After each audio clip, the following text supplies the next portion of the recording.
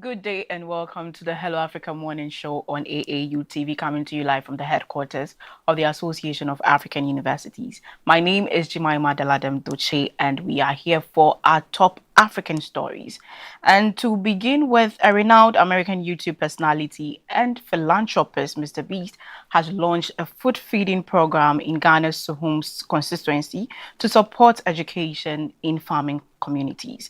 Partnering with local organizations, the initiative will benefit 3 schools while also providing agricultural support and food assistance for families. MrBeast, known for his global philanthropic effort, has undertaken similar projects in other West African countries, including Nigeria and Sierra Leone. American YouTube sensation and philanthropist MrBeast has extended his generosity to Ghana with a new initiative aimed at supporting education in rural communities. Through his charity, Beast Philanthropy, MrBeast has launched a school feeding program in the Suhum constituency, benefiting 3 schools: Terry Mensa Primary, Okanta Presby Primary, and Amenshia RC Primary and JHS. The program would also provide agricultural support for parents and food assistance to families. MrBeast, originally known as Jimmy Donaldson, is known for using his platform to drive philanthropic initiatives. Since launching Beast Philanthropy in 2020, his charity has provided millions of meals to undeserved communities, initially in North Carolina, but now extending to other parts of the world. Beyond Ghana, MrBeast has also supported communities in Nigeria and Sierra Leone, funding education and hunger relief efforts. His foundation continues to transport meals and supplies directly to areas where they are most needed. With over 200 million subscribers, MrBeast's philanthropic impacts continue to grow, reaching remote communities that are often overlooked. Also, a devastating fire engulfed a 4-story commercial building at the Blue Light Arena near Hello FM in Edum, Kumasi on Friday, March 21st, destroying several shops and causing panic among traders. Amid the chaos, police arrested several individuals attempting to loot nearby shops. Authorities have also urged the public to stay clear of the area as investigation into the cause of the fire began. A massive fire swept through a 4-story commercial building in Edum, Kumasi on Friday, March 21st, leaving traders in distress as they watch their businesses go up in flames. The inferno, which broke out around 6 a.m. at the Blue Light Arena near Hello FM, spread rapidly before fire officers arrived to contain the situation. Eyewitnesses described scene of panic, with shop owners frantically trying to salvage their goods. The Ghana National Fire Service confirmed receiving an alert at 6:05 a.m., with the first fire appliance arriving just 10 minutes later. Additional fire engines from KNUSC Ejiso and Tredie were deployed, along with a turntable ladder to battle the blaze. But as firefighters worked to douse the flames, some individuals took advantage of the chaos to loot nearby shops. Swift intervention by the police and military personnel led to multiple arrests, preventing further losses for affected businesses. Authorities are now urging the public to stay away from the area to allow emergency responders to work effectively. The cause of the fire remains unknown, but investigations will commence once the flames are fully extinguished. At least 8 people lost their lives near Nigeria's capital, Abuja, after a trailer carrying cement lost control and crashed into halted vehicles, igniting a massive fire. The incident, which occurred near the Nyanya Bridge, involved 14 vehicles, leaving several people dead and others injured.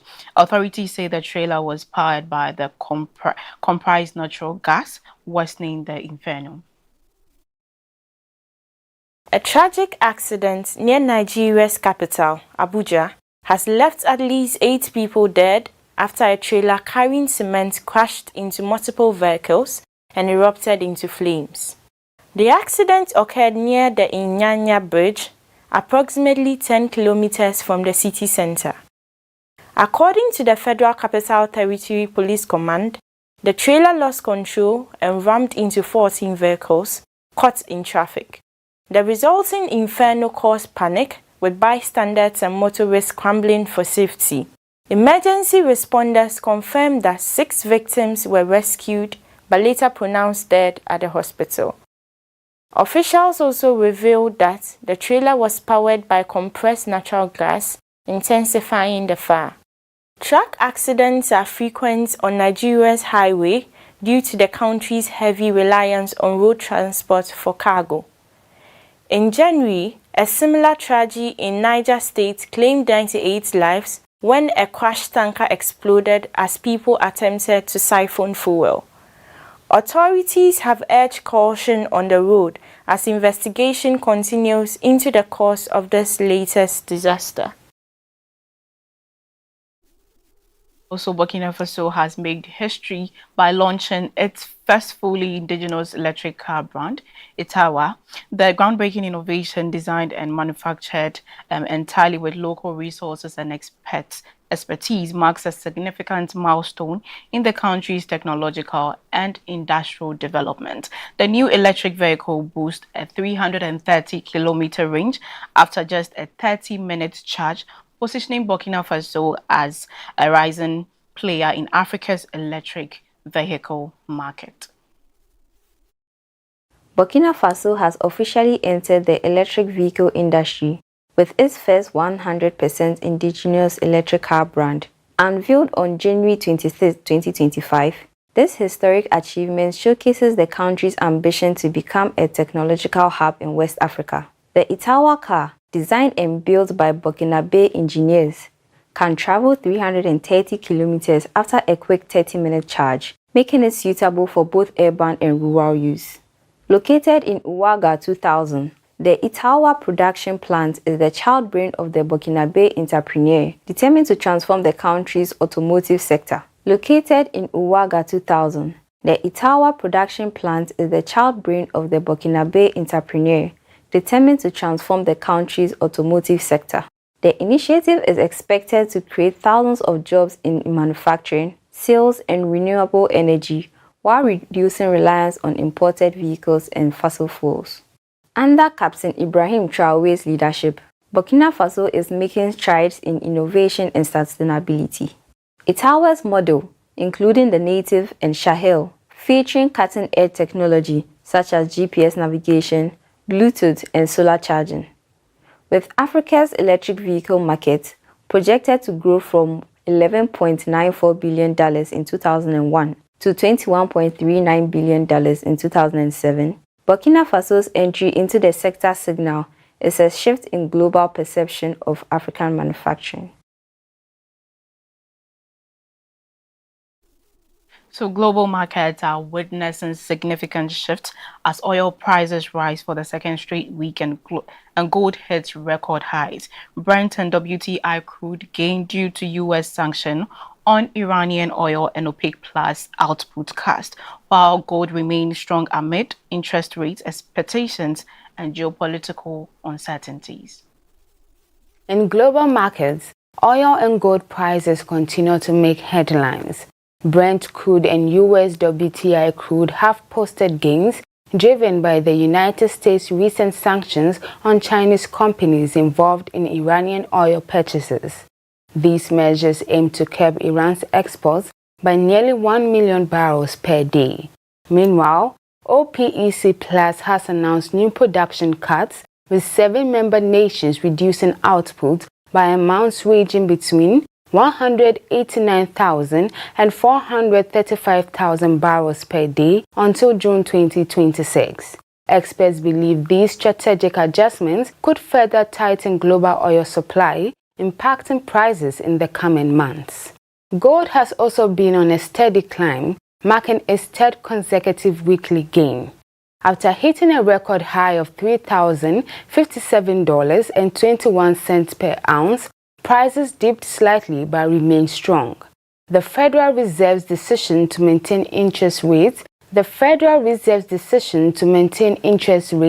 within the 4.25 to 4.5% range, with possible cuts later this year, has further fueled investor interest in gold. Traditionally seen as a safe haven asset, gold demand is also rising amid escalating tensions in the Middle East, including recent Israeli strikes in Gaza. In the United Arab Emirates, these global trends are influencing local markets, with 24-karat gold prices dropping slightly by 0.5 dirhams to 365 dirhams. Analysts predict continued market fluctuations as geopolitical and economic factors shape investor behavior.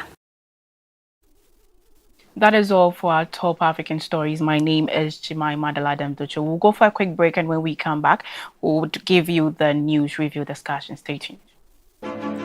Explore a whole new world of exciting visuals with AAU TV.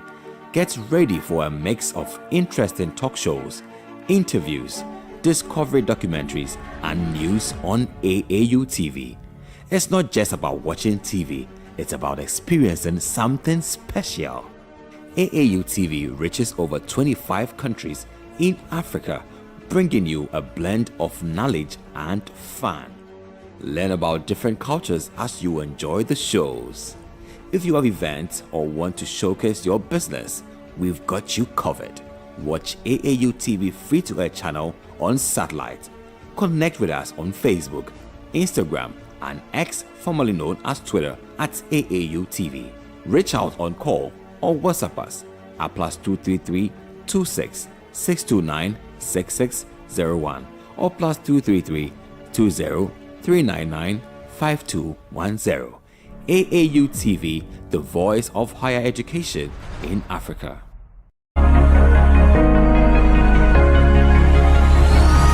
Hello Africa, keep watching AAU TV.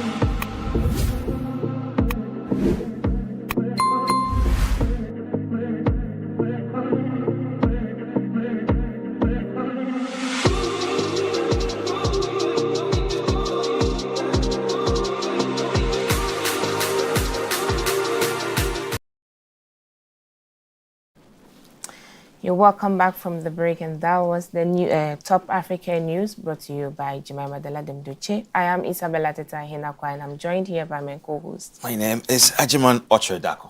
Great. And we are diving into the news portal review. But before that, Ajiman, how was your weekend? It was a good one, Bella. All I can say was good. G-O-O-D. Right. I also started the week very well. Looking at Ghana, Black Stars scoring 5. I mean, we spoiled the country. We saw those people who will not post endorsements from Black Star players until they win. Those people who have kept videos, and when they see a win, they post it. We know them. And you know the lawyer fans too, right? People like you exactly. who had to post because of the goals. Really? Really? Really? All right, okay. Let's start with the... All right. So we want to start with the newspaper review, and we starting with this very important matter that has come to the floor with the president's name on board doing a great job. We find government to pay trainee allowances through Controller and Accountant General's Department. This is a very, very secular one. President JDM has announced that a teacher and nursing trainee allowances will now be paid through the Controller and Accountant General's Department. He said this move aims to ensure timely and regular disbursement, similar to how government salaries are paid. And if you appreciate the policy highlights during this thank you tour in Tamale, President Mahama highlighted key initiatives from the 2025 budget, including the provision of free sanitary pads for schoolgirls. This is also aimed at supporting menstrual hygiene and reducing absenteeism among female students. And finally, as a means to enhance infrastructure, he also reaffirmed his commitment to completing the Eastern Corridor Road, calling it a critical project for improving national transportation and boosting regional development. Bella, what do you think about this? Well, when I saw the story, especially the CAGD, that is the Controller and Accountant General's Department, now going to be in control of financing the trainees, the teacher trainees and nursing trainees allowances. I was quite surprised because this is a government entity. They are being paid by the government, and the CAGD, they are in charge of all the financial management as well as budgeting and all that. So I was quite surprised. I was asking, how then are they being paid? Because this money comes from the government coffers. So how then are they being paid if these people were not in control of that? But then, I mean, I appreciate the president seeing it as a critical thing or strategy to do to ensure there's transparency, to ensure that the disbursement is on right. Like we all know how these nurses and teachers, they've been complaining about the lateness of the allowances and all that. So if this agency is coming in to ensure that there's going to be a timely disbursement as well as transparency, and then budgeting. If there's a challenge, they'll be able to let us know what it is. It's a good idea. Yeah. It's a good strategy. To me, I'm in support of it. Yeah, and you know, if you look at the broad spectrum, if you are trying to structure the payment of these allowances through the Controller Accountant General Department, it's one way to also check to ensure that you don't do any double payment, because it is a very strict environment where people pay. So the issue of ghost names, I think, will be a thing of the past, because now it's one person per the salary and not the other way around. And you were right to say that, initially what was a norm, it's better that at least there's an assurance that it will be paid through the Controller Accountant General, other than it being cancelled, you know. So it's a good thing that we still have payments and allowances flowing through and not cancelled. And well, let's also look at another very important one. Yeah, the Eastern Corridor Road. Yeah, the Eastern Corridor roads. You know, these paths have been, the development have been adamant. Over 8 years, we found a very slow growth. The road construction is going at a very steady road. We don't know what's happening. Is it that we don't have enough allocation to it, or let's say the engineers and do. But every I would say every administration will say, well, two elections we got off, and then when we left off, there's no money. So the next, so we don't see what's going on. So we don't have any money to continue. Recently, the Minister of Roads went there and found out that, well, the issue is still lingering, and it has delayed not because of the funding, it's delayed because of some of the routes. I think they had to do some evacuation exercise and pay off some people, and that's the reason why it has stalled. So it's still ongoing, and for once we'll see that it would finish or to get to a completion stage. We hope so, because this is a very big project, and it's going to link other neighboring countries to the country. I read about it, and it says it's part of the national road, and that is N2. You know, we have N1, and it stretches about 695 kilometers. So it's a very huge. And it's one of the 3 main north-south routes in the country, connecting southern coastal ports to the northern hinterland and landlocked neighboring countries. So it's a very huge. When we talk about trade, when we talk about transportations, when we talk about migrations and all that, I think it's a very huge project. And I really don't, like you said, we don't know what happened or what is making it quite slow Yeah, and all that. But certainly. we are hoping, since the president is throwing more light on it and is going to ensure that it's completed, we hope so, fingers crossed. Absolutely. And the issue about the free sanitary pads, what's your view on this? This shouldn't be a topic, because we've been advocating for this for a very long time. I mean, currently, if you see the price of sanitary pads, Yes. it's too much. It is too much. And this is something every lady needs. It's a a basic monthly need like for every young lady, every right? lady needs, and monthly. So imagine a student, or let's say this thing starts at the adolescent age, so you'll be in maybe primary 6 to GHS, and you don't even have enough money to even feed, and then you're going to take parents. no, We have those out there who also have no parents. Exactly. We'll still have to struggle. Exactly. Too. Yeah. And so they go back to the olden days, how they used to do it. And that one too, there's no, like, when you're talking about hygiene and all that, it is not the right thing to do. So sanitary pad, I mean, should be, in fact, free for everyone, whether you can purchase or not. It should be free for everyone, including me. Yeah, you are grown. But you know, let's come to the point of it. I always want to look at the sustainability of this. Are we going to, is it a policy? It's not a policy. Okay. It is a manifesto promise. Yeah. It's a campaign promise that I'll make sanitary pads free. Is it a policy that, okay, from the Ministry of Gender, we are going to make sanitary pads free for every young lady in Ghana from the ages of this to this? That is what we call sustainability. Yeah. Yeah. If you make this thing happen, it's a bill passed, president assented, then it means that we'll have sanitary pads free. It doesn't matter who is president, it will still be free. Of course, it can be a policy, just like the free that is what I'm feeding. So I expect the president to make it to drive a policy towards that, and not make it a campaign promise. Because if it's a campaign promise satisfaction, it just ends within a time being, and we are done, because you said you would do it and you did it. But will it live on? If we all think that it should be free, like how you're making it free, then it should be a policy. So that I on the other side, either majority or minority, will understand that yes, sanitary pads should be a necessity for every young lady in Ghana. They shouldn't be deprived of getting it. So it should be free. Go to any shop and then you can get it. Or go to any outlet by the state and you can get it. Or else you make sanitary pads so cheap. So cheap, because there was a debate that imported sanitary pads are more cheaper than the ones manufactured here. What are we doing wrong? How are we not empowering local industries to produce sanitary pads right within our own noses to be free? Right. So if you say that you will make it free without making any policy formulation action, what are we trying to do here? We're just going around in circles. Yeah. Right. Sustaining this is very important. I agree with you, but as we are also waiting, or as we don't know the decisions, whether he's going to make it a policy or not. But then this, like you mentioned, sometimes I've been wondering, why is it that when a government comes to power and the person is doing a project and maybe couldn't complete, or we see the good side of it, it benefits all the nation, and then another government comes, they put a hold on that and then start something different. I mean, this free SHS, we saw the challenges. We thought this new president coming in is going to cancel it, because that is something that has been going on. When a new president comes in, project that belongs to the party. Just don't want to continue. Yes. Sure. But he is going on with it. The free SHS is not a policy, is it? No. It's a policy. It's a policy. Okay, then that I don't know. Yeah, it's a policy.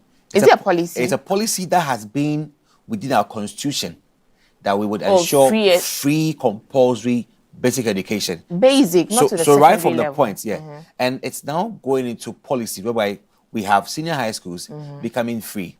And now we have first-year universities to be That is also very, very perspective.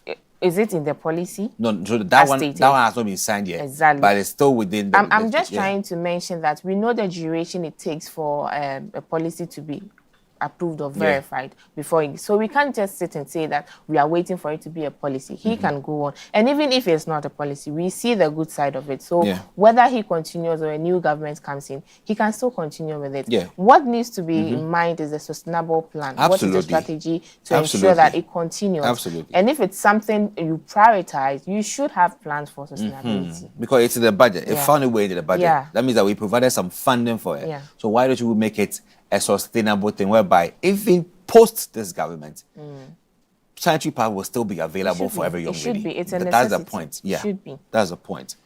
Moving on to the next story.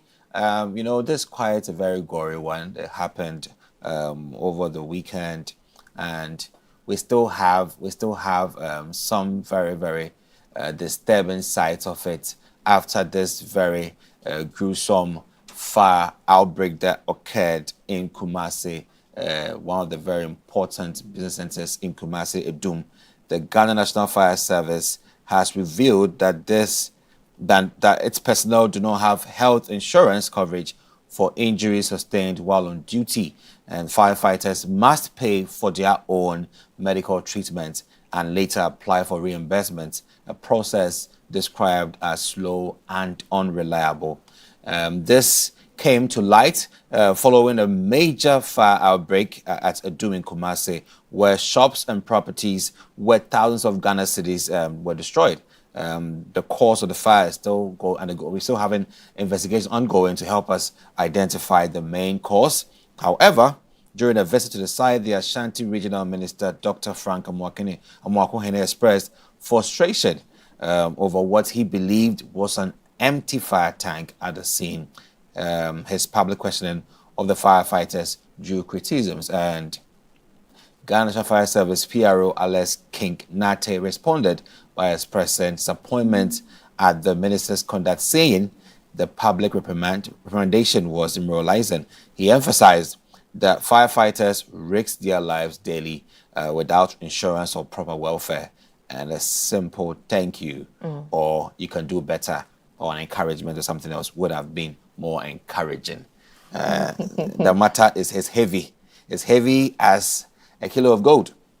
Belle, what do you think about this? So let's take it one after the other. Yes, starting from the paragraph by paragraph. Yeah, starting from the health insurance. Yeah. I mean, Come on. it's not even outside work or anything, but even during on duty, being on duty, and maybe there's an accident, you are not covered. You have to pay for yourself, and then write for refund, which can take months and a year or whatever duration it is. I mean, come on. I mean, firefighting. So is it only the fire service? So is it only them that do not have a health insurance, or all of this security service do Tell not me have? more. So now I think that we're now beginning to appreciate from one side of an essential service, and we will now be able to also juxtapose in the others, and begin to investigate what are some of the conditions of service. If you're an army personnel, police officer, or immigration officer in the line of duty, what are some of the conditions of service that you actually enjoy, and how motivated are you to work? Because if you see me very motivated, that means I have a full cover with me. If I'm a bit very meticulous, that means that As I was if I get hit, it's my headache. It may be a reason why sometimes when there's an accident or maybe there's a fire outbreak, sometimes they feel, I'm not saying that is it, but we see how other countries are a bit adamant, reluctant to you don't see their enthusiasm, right? And that is because I'm scared. If the police officers, those who lead a motorcade, right? Yeah, there was one time one got a very bad accident, and he was at home. If you expected that somebody who endangers their lives, that kind of risk, to be riding, maneuvering between vehicles and asking them to go aside, maybe some vehicles they can just push you aside, and you can actually risk your life. This person had an accident, and because the service had no arrangement to put you in better condition, this man was bedridden at home. So you understand, and people have seen it. So if I'm in the force, and I'm a rider, and I see what happened to A, you think I'm going to risk my life and be doing that kind of skills on the road? This is unfortunate, and this is not good. This is not quality. That is not motivating. As an essential service, as firefighting, we should be having a lot of focus, a lot of, I would say, not lucrative, but a lot of well-meaning and adequate conditions of service to help protect these persons in the line of duty. Besides, it is fire we're talking about here, not water. It's firefighting. So I can be at risk of losing my sight or my body, anything. And if I can't have any better cover, I'm still liable to pay for my own medical bills. Come on, that's not good. It's quite upset. And then, so now that it's in light that they do not have health insurance, this issue with the minister, the regional minister, as well as the prison officer, are they going to discuss? Are they going to address this issue? Well, the health insurance. We are still, yeah. No. I mean, for him, he came into the picture because... No, I'm not talking about... We'll get there. We'll get there. I mean, the discussion is still there. People are talking... currently, people are focusing on the banter between the minister as well as the officer. That's but now we know that there's an issue. There's a health insurance issue. So are they going to address this as well? Well... Because currently, they are fighting for the dismissal of the officer. That's irrelevant. So why don't they look at the issue, the challenge? That is the issue we have in our country, all right? Where we make political power override institutions. Obama, when he came to Ghana, said, it is important that we empower institutions, we build strong institutions, and make political power the fulcrum, not the overarching power. If you weaken institutions and make politics the mainspring, the minister, the regional minister couldn't have been the one doing the firefighting. It's not his job. So there's a firefighter. Empower firefighters. Make them strong in their own space. So if you just oppose the two, you have a very essential service like this across the country. It takes one incident for us to review or for us to see beyond the visible to understand that, so indeed they had very poor services that could take care of them, personal services. So what's the way to go? This is a government issue. So government needs to ensure that it strengthens and empowers its essential sectors, like firefighting. We have been, I think this year, we've seen the fire outbreak, the one that happened in Kantamanto. And Kumasi is next. We don't know where next. And this issue is still lingering. They say they have equipment, inadequate equipment. They have got their hydrants, which are well positioned to be enclosed upon. We can't even identify them to even tap water. So now they have tankers feeding them water, which also contributes to the inefficiencies on the site. So you see, they are incapacitated because the system is not helping them to thrive. One. And then secondly, look at their own conditions of service. It doesn't even inspire enthusiasm. It doesn't inspire that kind of love for the job because I am thinking one leg on, one leg back. Because if I get hit, it is my own deal. So if we don't fix these things, and it's like the government issue, it's a political matter, we need to find a way to enhance the budget for the fire service and ensure that they have enough cover. Because that's what we do. We get the problem and we solve it. And then still on the regional minister, so do you think, well, I'll ask you before I say my point of view, do you think they drove an empty tanker to the place? I mean, it's possible because that is their form of transportation. So how are you expecting them to move from their office or their station to the place if not through if not going with the tanker, whether empty or not? I don't know. And just like you made mention, they know that there is availability of water around the place. So they may go with an empty truck because that's their form of movement to the place, and there they seek for the solutions because they can't say we are going to fill our tank before we come there. I think this is the fourth time I'm hearing a fire tanker going empty. Recently, I think last year, the one happened at Makola, and which is closer to the fire service station. And they said they walked to the place and said their tank is empty. So they had to let people, those water tankers, the commercial people, bring water for them to be able to fight the fire. To me, well, I don't know if it's possible they drive an empty tank to the place. But then, if that is it, I mean, that is their form of movement. So you shouldn't criticize them. They are there to fight the fire. It's very interesting when people speak like that. If you don't know, you are just speaking out of ignorance, right? You are not a firefighter. No, he said he's been there for 1 hour and he keeps asking, what's the problem? What's the problem? So you see, until they told him the tank is empty. So you see, the fire service they have their own way of dealing with these matters, right? You need to imbibe trust. You need to share trust. We all trust each other within a space. I trust you doing your job. You trust I'm doing mine. But when you begin to now question the credibility of mine, I'll also do the same for you. the fire tender itself, the truck itself, cannot move efficiently if it hasn't got water in it. That's the engineering behind it. It is so heavy that it has to be filled to support the movement. Okay. Or else it will swing the vehicle. Okay. So driving an empty tender to a site is one of the most dumbest things anybody can do. And when these fire outbreaks are going on, people are a bit tensious. The anxiety level is high. Yeah. So when you drop down, I expect you to come and then you remove your fire hose and then Yeah. That's not how we fight the fire. You need to allow them to appreciate which angles there will be. The water is not so much in abundance.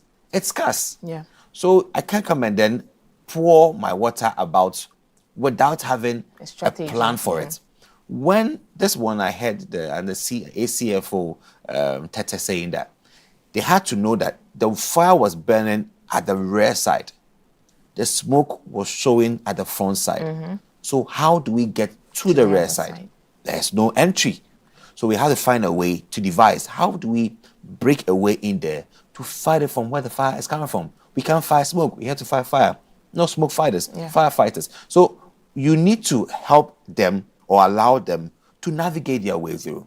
He stood there and, out of passion and I would say sympathy, he was concerned. I understand where he's coming from, but you have to allow them to do their job.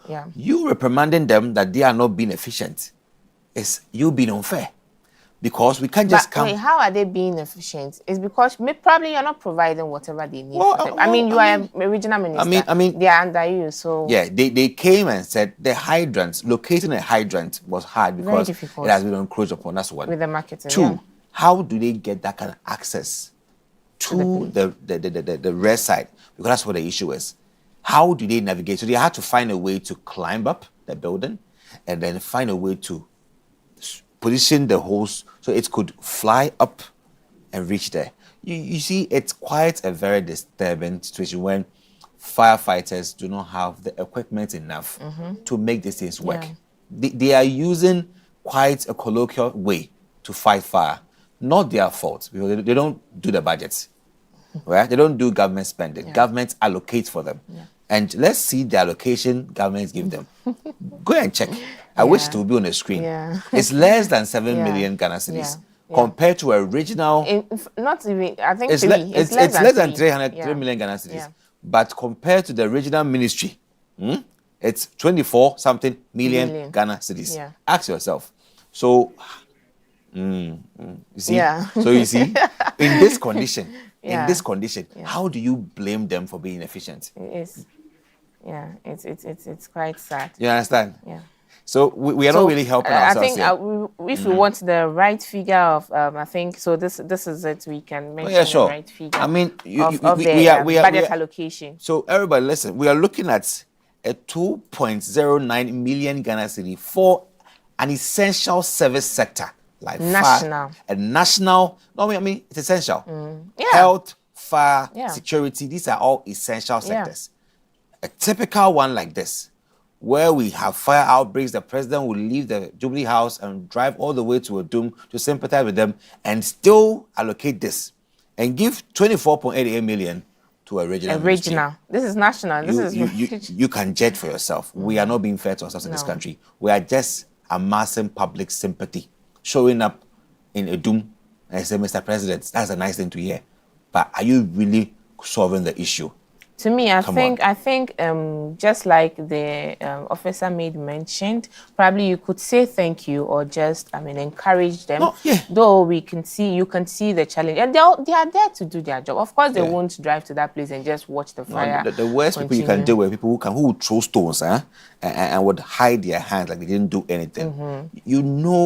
When was the last time the fire service got procurement of new fire tenders? That I've not heard of. When was the last time the fire service undertook an exercise to reassess or to repair their fire hydrants across very important areas like market areas? That I've not heard. Why is it that only market areas are the ones burning? Why? So if you know that markets are prone to such disasters, there should be investments into ensuring that market areas are well constructed with clear pathways so that they can navigate the market square. There is no we are entry. also to be blamed if you're talking about clear pathway, because there are clear pathways, but still we go there, especially the market women, they go there and sit. Even when you try sacking them, then they politicize this. The government is not helping. You came, we voted for you, so why are you sacking us? Where do you want me to go get money for? I'm feeding, I'm a single parent, I'm this and this and that. So we are also to be blamed because when we are talking about the clear path, I think it is there. I saw a video of a young man, a citizen journalist, showing people are now clearing their goods for them to have access to the water down there. Yeah. It's quite so. sad. It's unfortunate the way we live life So we are all within to our be parts. blamed as well. And it's not a matter of blaming. We don't blame anybody in this case. We only bring minds together to see what roles each and everyone can play to see to the good of the Ghanaian when it comes to marketplace fire. So to you, PRO Alex Kenati, I will say it on behalf of the minister, sorry, all right, for any embarrassment. And I think that he would come and see you later to say sorry, because that is not the point. That's not the right place for him to act like that. It's a place for us all to think together and work together, not to reprimand you in public like you were being inefficient. Yeah. We hope so that there will be an apology, because currently I think they are fighting for his dismissal. Yeah, I mean, if he's dismissed today, we will never change that character of ours.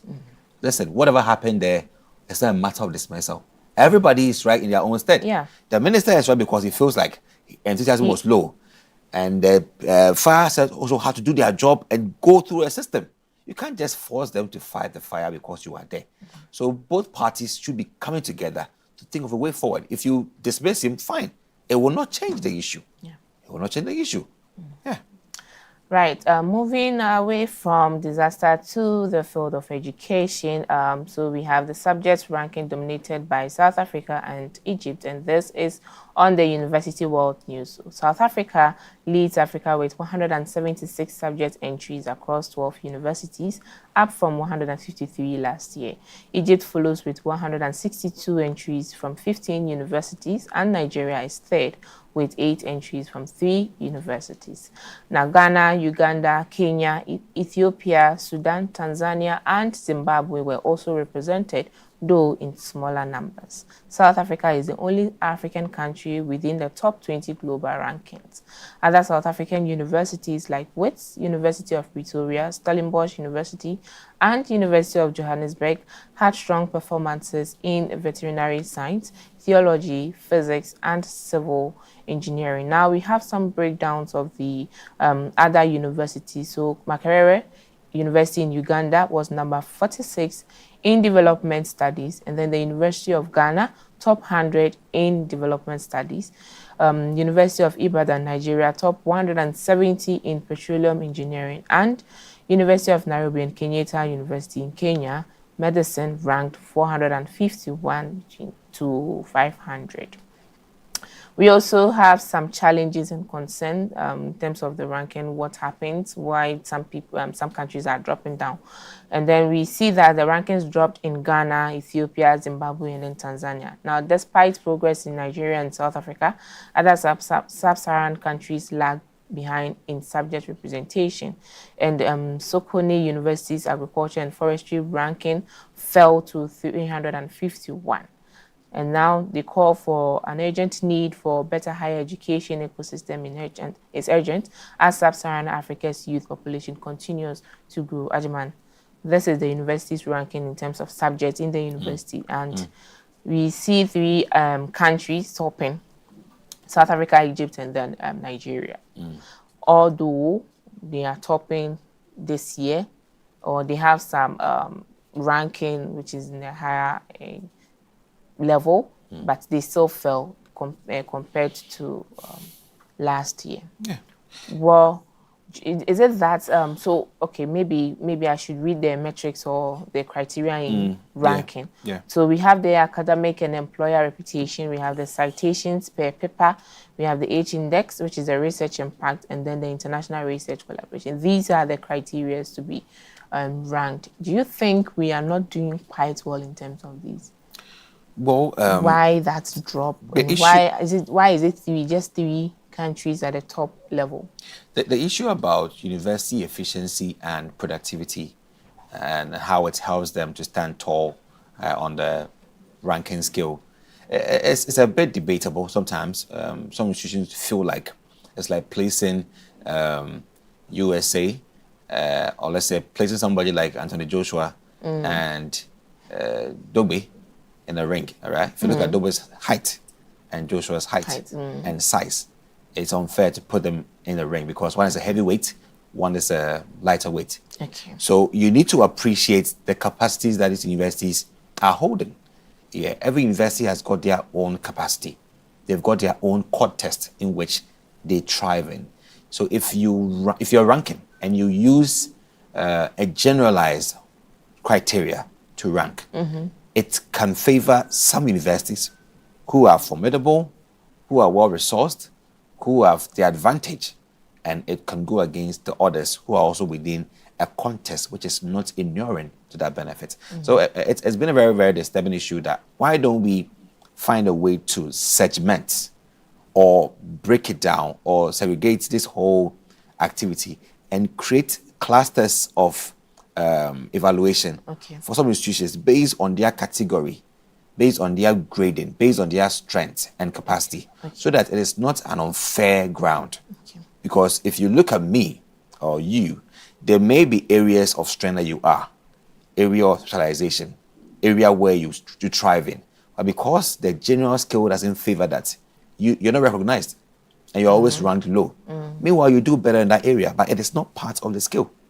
So why don't we then find ways and create pockets of evaluations to help you, that undercapacitated university, to also gain that kind of traction and a surface ground for you to also stand, because there's an area for you that you can also thrive. So these are, look at the universities.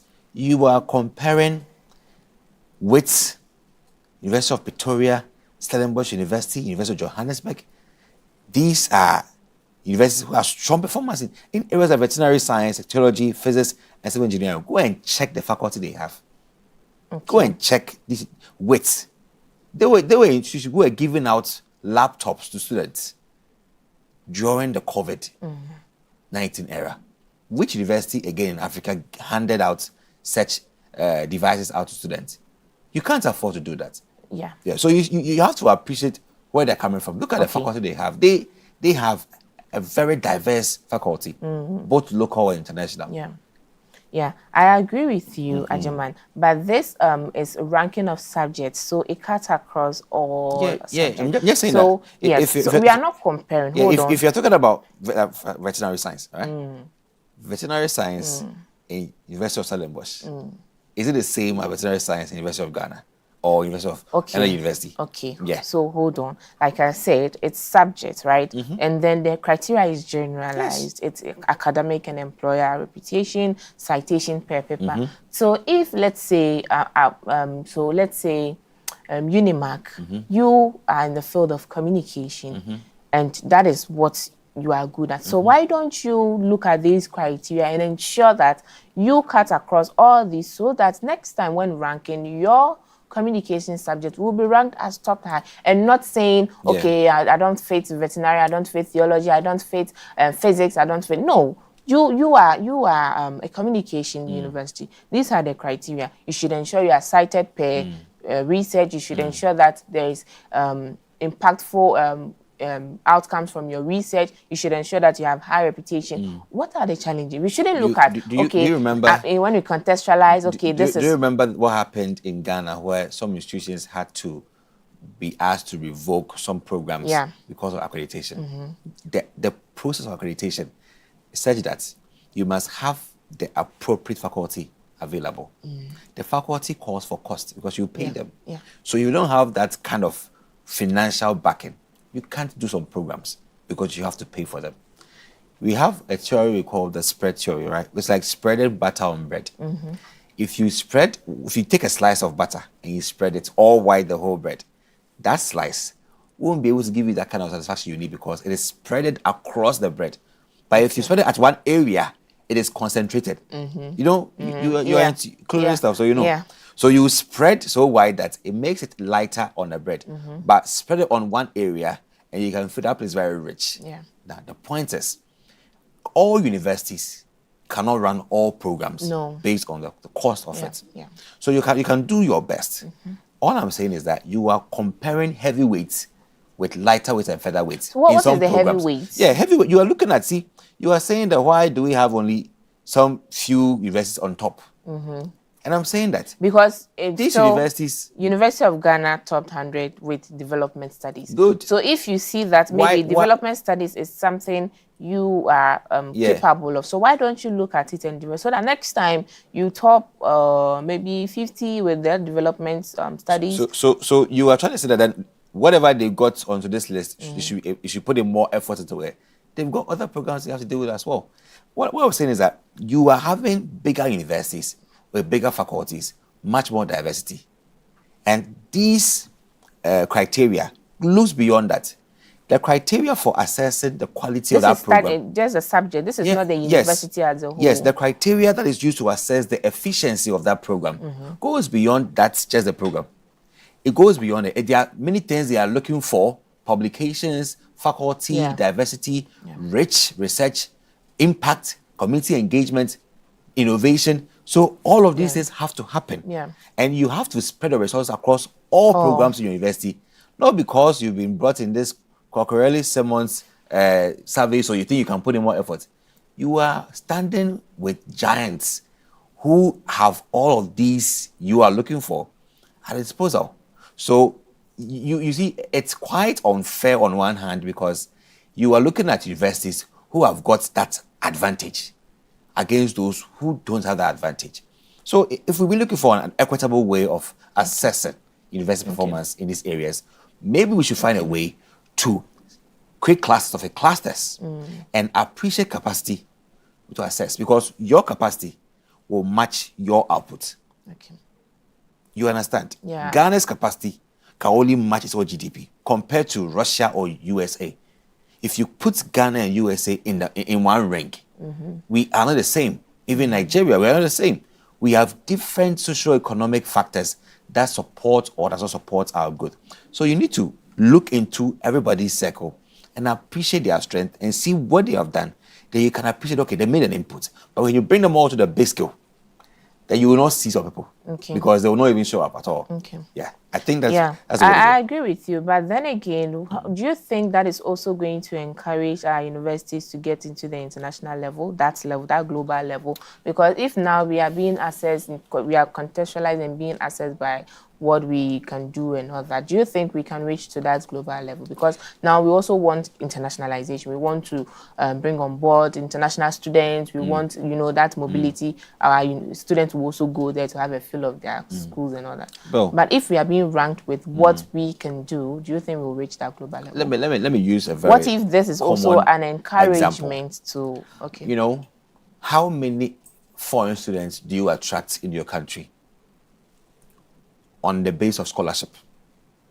You are comparing a country that has a lot of funding to bring students across the whole world to come and study. Your country cannot do that. Why? Because they don't even have money to fund. You are bringing these people to compete on a global scale, knowing their predicament. You just don't want to scale them. You don't want to scale them. If you want to scale them, you will not even bring that to them to bear. You will look at their strengths, assess their strengths, and look at how their strengths inures to their output. Then you can see their contribution. But if you are using a very magnanimous scale from one institution, then the others will not show up. Let me tell you that the African Union, since 2015, has sounded this issue that every African country should strive to have at least GDP to research ratio 1.0. Because that's how come you're able to tell your relevance. We have still not been able to allocate that to that area. We're still less than 1.0. Less than 1.0. South Korea is able to commit resources to research 4.3%. And no African country has gone into 1.0. And you are telling me that universities in these countries should be brought to the same scale? as people from, you are not being fair. Yeah. You are not being fair because there is a chain of burden to African countries. Funding, grants, loans, payments, they're still unfair. African countries are the ones who are slapped with the highest interest rate for foreign grants or loans. And they have generational debt to pay. You pay debts, your next government is going to pay debts because it's still for development. And you want these countries To be assessed. On global scales with the Harvards and the Cornells. Come on. All right. I think we should be serious in this case. Okay. Yeah. So, well, congratulations to South Africa, Egypt, and Nigeria. They have tried. For them, they are thriving. We are hoping that more countries will join. And they have the advantage. So, they have the advantage. Yeah. So, They have an economy that allows them to always surface. The rest of us will thrive. And we are calling for a better higher education ecosystem. Equity. Equitability. Equity. Equity is what we're asking for. Okay, so that is all for the news portal review. We'll go for a quick break. When we come back, we'll bring to you the live style segment by Ajuman. Please stay tuned. Hello Africa is a live breakfast show that aims to give you, our viewers, an informative, entertaining, and energizing start to your day. This isn't just another news show. It takes the form of vibrant magazine packed with news reviews, lifestyle features, engaging interviews, and interactive segments that put you at the center of the action.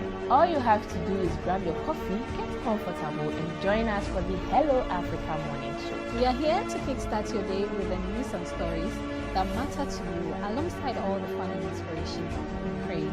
Every morning, join us for the latest headlines in African higher education, science, and quick and informative newspaper and online news review. Lifestyle tips on fitness, nutrition, fashion, and beauty. Inspiring interviews with influential figures and everyday heroes. Performances and interactive contests, and so much more. In Ethiopia, Salam Africa. In North Africa, Alan Afrikia. In Swahili, Jambo Africa. Hello Africa, your daily connection to the continent. Are you a university, college, high school, private organization, NGO, individual professor, instructor or facilitator seeking to take advantage of the numerous benefits of online education? Look no further. The AAU eLearn Africa LMS is a great opportunity to begin your journey to online course development and creation for teaching, learning, and training purposes. AAU eLearn Africa LMS, which is a partnership between the Association of African Universities and eLearn Africa, has made available ease to use online learning tools to all stakeholders within the educational ecosystem of the African continent. This is to enhance teaching and learning in the bid to expand online learning opportunities for students in Africa. The online platform is open and available for free to all stakeholders and facilitates virtual access to classes without needing the other tools such as Zoom, Microsoft Teams, among others. For more information, visit www.elearnafricalms.com or contact us via aaulms@aau.org or estherm@elearnafrica.com. Follow us on LinkedIn, Twitter, and Facebook at AAU eLearn Africa LMS.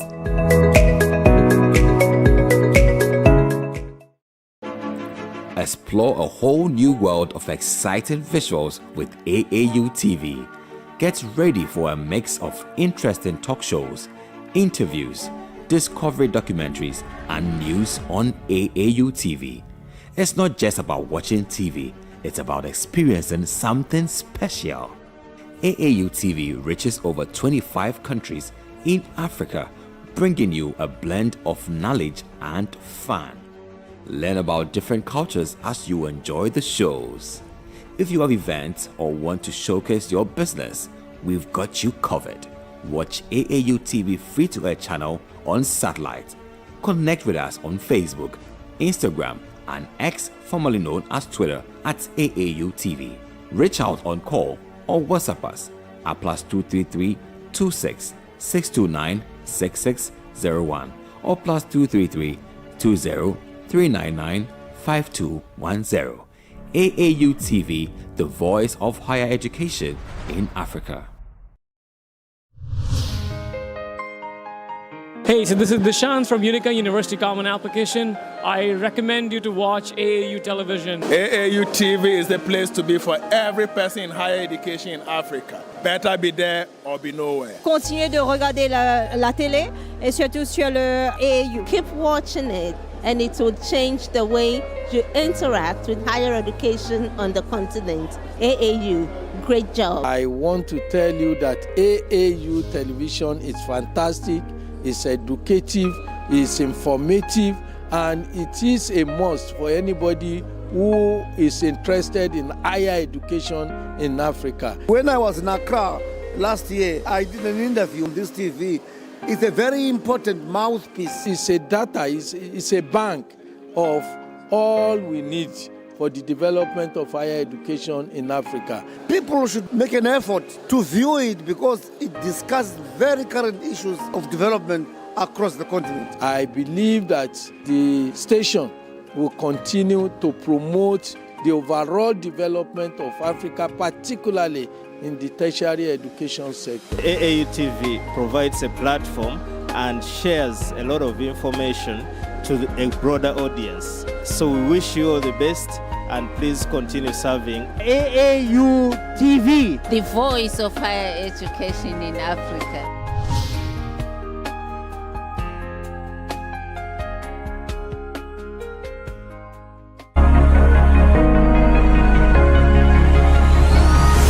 Hello Africa, keep watching AAU TV.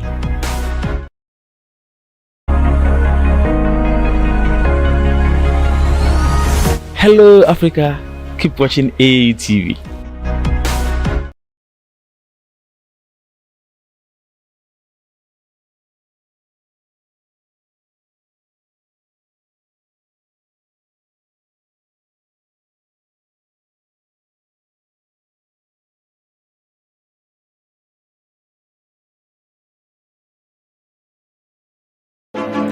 Explore a whole new world of exciting visuals with AAU TV.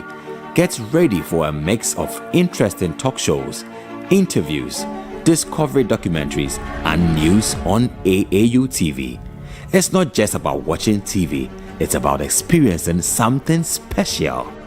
AAU TV reaches over 25 countries in Africa, bringing you a blend of knowledge and fun. Learn about different cultures as you enjoy the shows. If you have events or want to showcase your business, we've got you covered. Watch AAU TV free-to-air channel on satellite. Connect with us on Facebook, Instagram, and X, formerly known as Twitter, at AAU TV.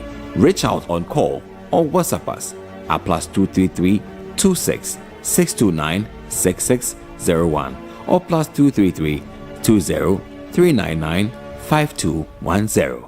AAU TV, the voice of higher education in Africa. I'm here with the Association of African Universities Television, AUTV. I just want to say that without the media, you won't know what's going on in the world. Even with the media, you sometimes don't know what's going on in the world. So you need to tune in to the reliable sources who are really on the front lines, who can give you the information you need and give you facts, not conjecture, give you real news, not fake news. And this is the place to find it, AUTV. The voice of higher education in Africa.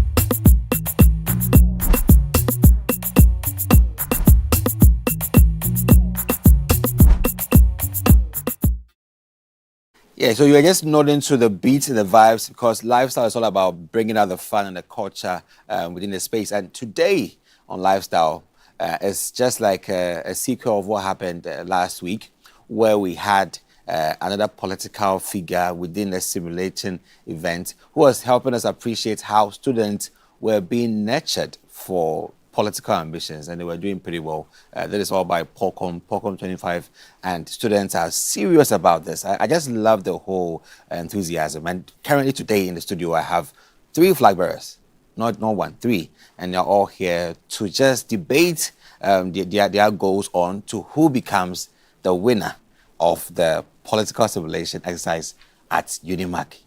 Guys, you're welcome to Hello Africa.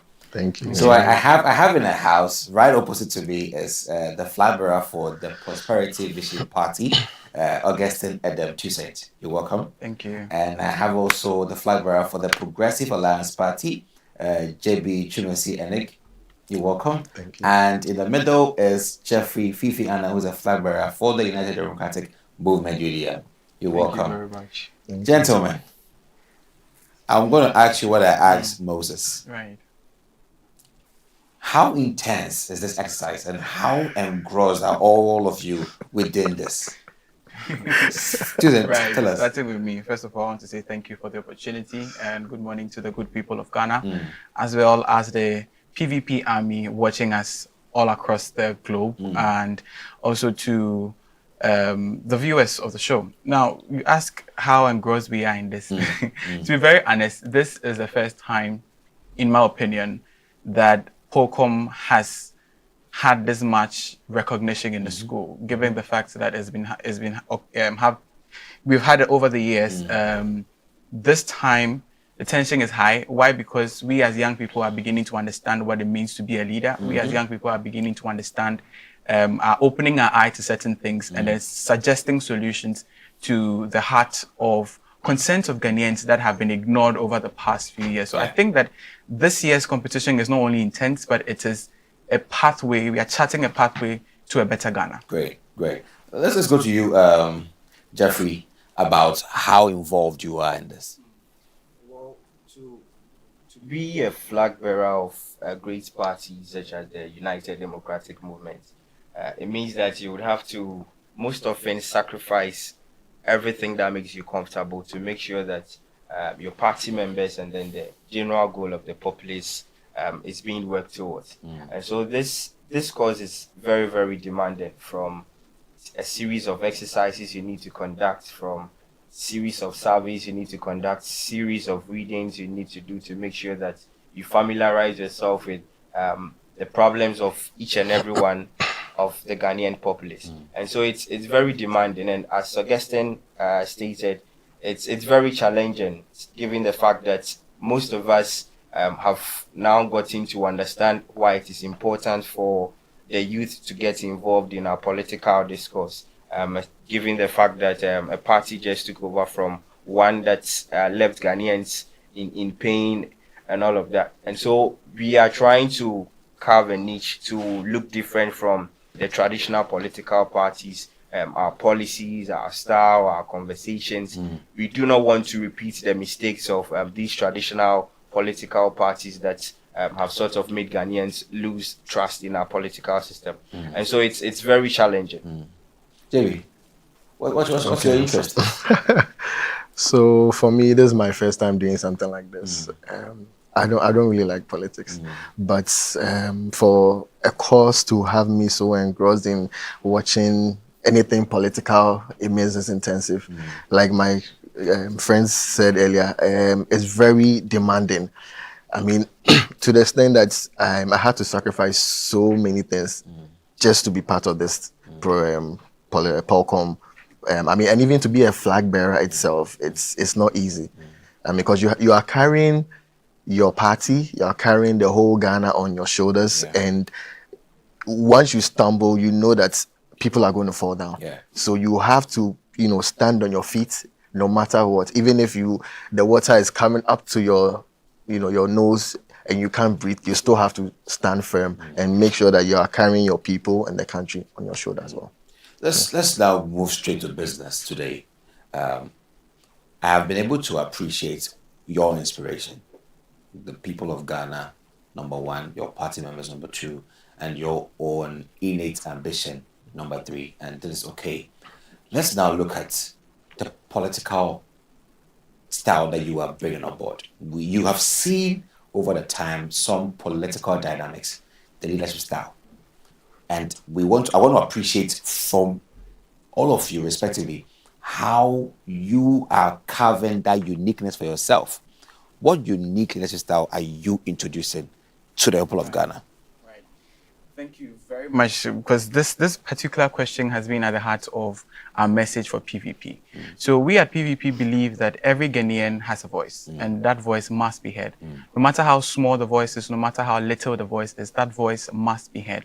That is why we are championing the ideology of a socialist, the socialism ideology, where we believe that everybody has a collective. We coming together as a collective can champion a bigger ambition. So what is our message? It's like I said, it's simple. We are just making sure that ours is going to be different from with the duopoly we've had over the period, which has brought us nothing but suffering, untold hardship. The economy is nothing to write home about, in my opinion, and the PVP's opinion. I think that what we are going to do is to run an inclusive government where the little boy in the heart of Kumasi or the little boy in the northern region can also have a say, and then that say would matter at the conversation table in as much as it's a little boy's voice. That is how different we are going to be from the other governments. Looking at the other governments, they've offered us nothing, like I said. We have seen certain activities or certain things that have been done by this government. We've spoken about it, yet little action has been taken. This is what we are seeing as the problem. And what is the solution? PVP is here to make your voice heard, make sure that whatever you say, your voice matters. Interesting. Jeffrey, what unique style are you introducing to the Ghanaians? Well, most often we've heard these political parties campaign to us, promise us that they are here for us, they are going to serve us if we should give them the mandate. But once they come to power, that is not what we see. You see people feeling neglected, voices not being heard, selective favoritism and all of that. That is why you need to pledge your allegiance to the United Democratic Movement. We are the only political party that has lived by its mantra right from the party launch. We say we are here for everyone, Yabamama. And so we are also a socialist party, but we are not the PVP type of socialist party. We are not the NDC type of socialist party.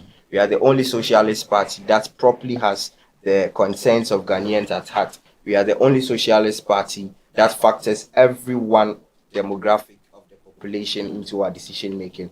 We have policies well tailored to suit the concerns of every faction of the population. And so we are not your typical kind of socialist. We live by our word, and we say we are a movement. We do not have anything like party interest, because first and foremost, every member of the party is a Ghanaian. And so if it is benefiting Ghanaians, it is benefiting the United Democratic Movement. It's not going to benefit just the flag bearer. It's not going to benefit just the party executives. We believe that we are all Ghanaians first and foremost. And to champion growth, to champion as to the Ghana we all deserve, it would mean that every voice must be heard, every concern of every citizen must be factored into policy tailoring and all of that. And so that is what the United Democratic Movement stands for. That is how different we will be from the already existing traditional parties and others who are only learning from the United Democratic Movement like PVP and PAP. JB, what sets you apart from the rest? Right. So PAP is a social democracy. All right. We are saying that, okay, we understand there's a private sector, we understand that there's a public sector, but we want to bridge that gap. We want to bring them all together, in the sense that you can't deny the fact that, I mean, the private people are also helping the country to progress. They are doing their own stuff, building, industrialization and all that. I mean, the government is also doing its part, but together we can build a better country for us. So we are saying that we are a social democratic country, party, where we are bridging the gap between the rich and the poor. We want to have Ghana in a position where we wouldn't have anything like poverty, but then at least we'll have everybody at the middle class, where at least there's food, there's shelter, there's accommodation, there's access to good health, there's access to good roads, there's access to good school, quality education as well. That is also one of our main goals, quality education, because we realize that most of our school system is chew, pour, pass, and then you are done. You don't really remember. But once you do the practical, like we are doing now with the Polcom, I don't think any of us will forget the experience we are having now, with this practical that we are having, right? But then most of our educational systems or most of our educational stuff in Ghana, it's more concentrated on, theories, learn this, what is this? The question, even when you go and sit on the exams table, they ask you question, what is this? Define this. But it should be more practicalized. It should be in a way where once you are done with the course, even if you are on your own, you can start a business on your own. You can start something on your own, and you'll be able to tell yourself that, okay, I went to school for this, so I'm doing this. You understand? So that is one thing that we are looking at from as little as 5 to 10 years. Because you have schools in China teaching kids as low as 5, 6, teaching them robotics, teaching them biology, chemistry, and all that. And by the time they are 15, 16, they know what they are about. They know what they want to do. You understand? But Ghana here, you can pick, let's say, 1 to 10 kids from the rural and from the private schools. You ask them, you have the international students telling you, I want to be an astronaut, I want to be this. But those from the rural they can't tell you what they want to do. They are even lost. You understand? But we want to have an inclusive system in Ghana where we don't have private school, we don't have government school. It's a school where everybody goes, acquires knowledge, and then is able to be in the society and help the country economically, physically, spiritually, whatever they want to do. They can help the country to grow. Interesting. It is so good that all of you are holding up to the socialist mantra. What I want to ask you all is that before you can make before you can make great stride with your policies, you should be able to peg an existing socialist party, because if they were doing better, this would be needless. What are some of the variances that you've seen with an existing socialist party that your socialists own a model would do different? And with you, like I said, inclusivity. You think that the inclusivity. NDC hasn't been inclusive enough? I wouldn't say the NDC, but I think political parties generally have not been able to rope in a lot of people, a lot of Ghanaians, to a large extent, the global audience. Inclusivity, for me, inclusivity. What avenues could that be done? I think holding town hall meetings, like we rightly have in Ghana. We have each region having regional ministers, and even each constituency having constituency representatives. But what do they do in Parliament? What do they do in Parliament? If not for their own personal benefits, it's their party benefits. They do not really represent the constituency. I am from a constituency I would not want to mention now, and then the roads in my constituency are deplorable. The funny thing is, my MP is hardly seen, but he's always in Parliament, and he's not vocal in Parliament. What does that speak of my MP? How is my voice represented in Parliament? Clearly, inclusivity is what is lacking, and that is what the PVP agenda seeks to repair in governance. I heard my brother Fifi saying that, DS is different from the PVP inclusivity. I do not know what he means by the PVP, how different DS is from ours, but trust you me, if you listen to our policies, if you listen to our manifesto, if you listen to our message, you know that it is tailored for the ordinary Ghanaian, the ordinary market woman, the young student who has completed school for over 4 years and doesn't have a job but has a degree, the young nursing graduate who has completed and for the past 6-7 years has not been posted. Our messages are tailored to them, and this is how we rope in inclusivity. Augustine, I think that I'll come back to you again about trying to help us appreciate the model you are using to enhance inclusivity. I think you're still within the vague space. I want you to tell me what model you are bringing on board to bring every single Ghanaian onto the decision-making platform. I'll come back to you on that. Jeffrey, you are also riding on the socialist mindset.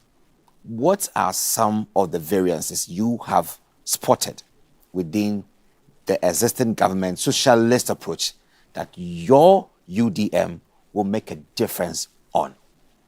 Well, an inclusive system is, first of all, one that factors the concerns of each and every faction, as I've stated earlier. Before I got here, I was watching the live stream on YouTube, and I noticed you talk about the budget allocations to the Ashanti Regional Minister and the Ghana National Fire Service, for instance. If you check the difference in figures, it's really huge. Yet you have this regional minister coming as the fire service for not doing their work properly. Now, this is not a socialist government. This is not a system that the UDM would want to continue, or this is not a system or a practice that the United Democratic Movement would want to continue. Because if you are an inclusive system, if you are an inclusive government, you would notice that the Ghana National Fire Service attends to every Ghanaian, attends to the whole Ghana. And so it is only prudent to make sure that the budgets allocated to them is something they can, work with. But you do not give them peanuts and expect them to deliver gold and diamond on a silver platter for you. And so how different is the United Democratic Movement socialist system going to be? We would make sure that when these concerns come to the government, you wouldn't have some being prioritized over others. It is a grounds where everyone should be equal, where everyone must be respected, where every voice must be heard. This is why we have policies put in place for each and every demographic of the population. And so I want to tell Augustine again that the UDM kind of socialism is not the ordinary one. It's not the PVP type. It is not the NDC type. It is the type that Ghanaians have already understood and seen in the United Democratic Movement from some of our exercises and activations. Even by our mantra alone, we say in Chi, Abamamo, we say in Gan, Wabawahanye, we say in Dagbani, This is a party that lives by its mantra, its promises, a country that has every faction at heart. So that is how different ours is going to be from the PVP and the NDC. Interestingly, Prince, you also did the same thing as a Prince. Jeffrey, you also did not lay down the model. You are also lingering in the space. I let me have Prince online. Prince, can you hear me?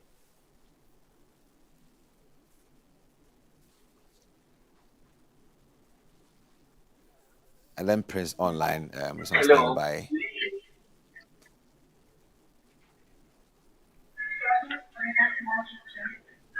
Hello. Hi, Prince. Go ahead. Where's tell us your name and your party? I am Prince Adefrimpong, and then the running mate for the National Emancipation Party. Splendid, splendid. Are you also using the socialist model, or you're different? Well, we are different in a way. Tell us how different you are. We believe in the hybrid ideology. So we merge socialism and then capitalism together. So we believe in socialism and then the capitalism ideology. Okay, that's amazing. Let me just come to you, JB, on your own differentiation. Have you sat to assess the work done by a socialist party within this country? If socialism is to assess flaws or the gaps between government and the individual, then it means that Ghana should be a welfare state. What are some of the variances you've seen, and how different is your approach? So for PAP, our let's say our ideology, or what we are looking at, is economic and then social welfare. Okay, we are looking at an economy where everything is working. Every system or everything that has to do with our economic progress is working. And then we're also looking at social welfare. So we are not just looking at, okay, the economy working, but then what is happening to the people? Are their social lives also improved? Their accommodation, their standard of living, their food they eat, their education, their health. That is what we are looking at.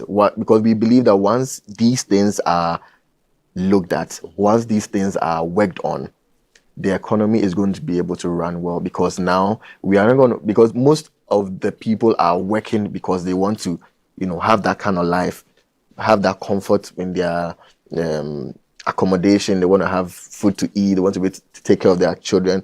But then if you are having the country or the government taking care of these things for you, now you are working and you know that, okay, I am helping the country to grow, because the country will later on take care of me and my family.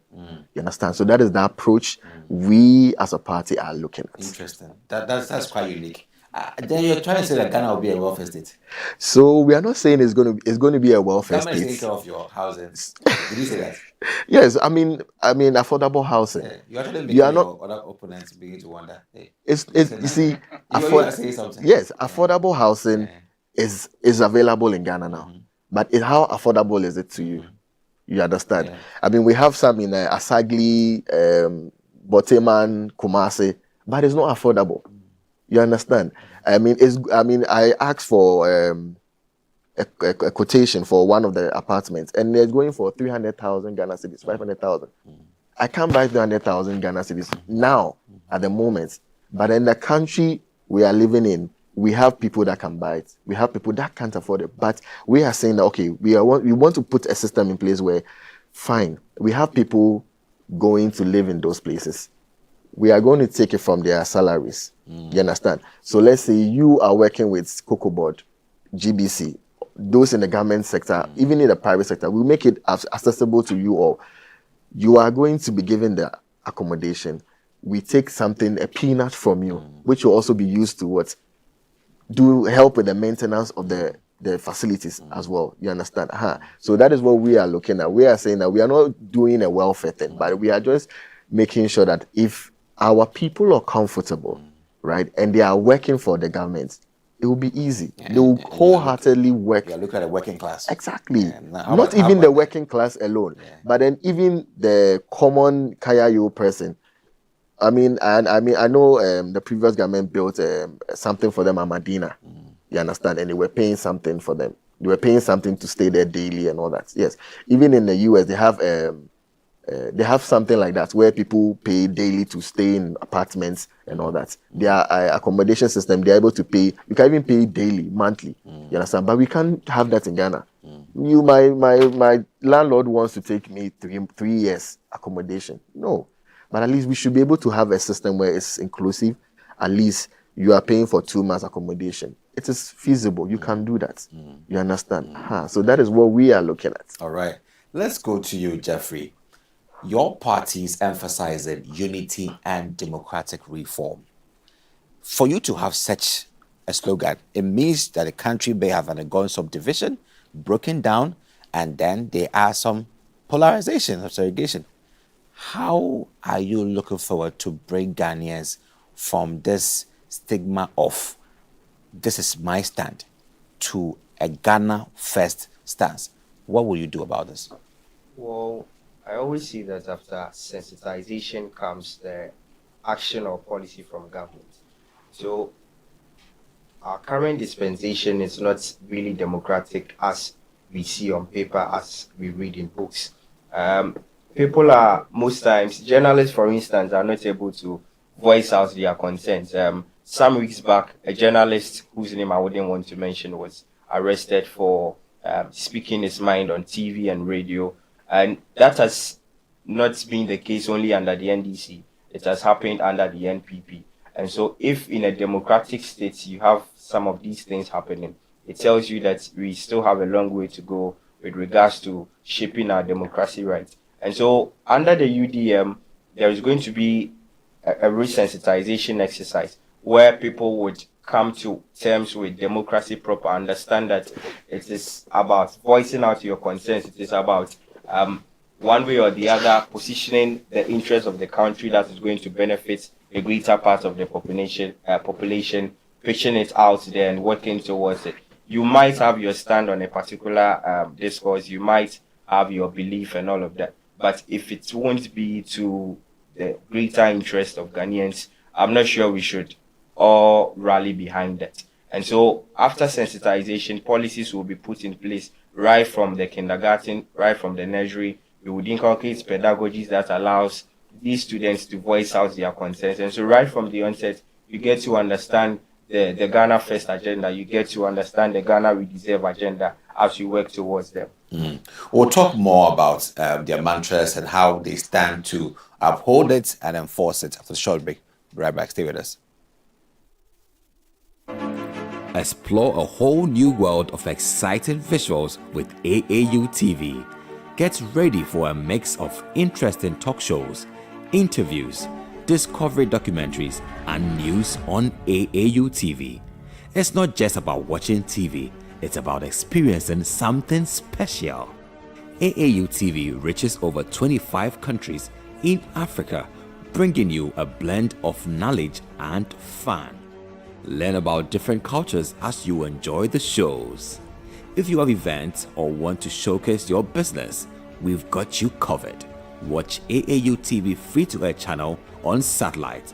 Connect with us on Facebook, Instagram, and X, formerly known as Twitter, at AAU TV. Reach out on call or WhatsApp us at +233 26 629 6601 or +233 20 399 5210. AAU TV, the voice of higher education in Africa.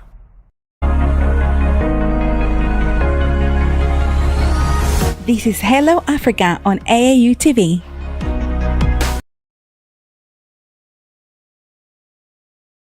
Welcome back on Hello Africa, and it's a very, very interesting space right here. We have all these flag bearers in the house. We have UDM, PVP, and PAP. Also, we have another one also with a party. We have two more online, which we'll be getting in touch with. But let me just come back into the studio. Before I went to break, I was talking about their mantras and how they will enforce it to make meaning to the ordinary Ghanaian. And to you, Augustine, your mantra supposes that you're promoting prosperity for every Ghanaian.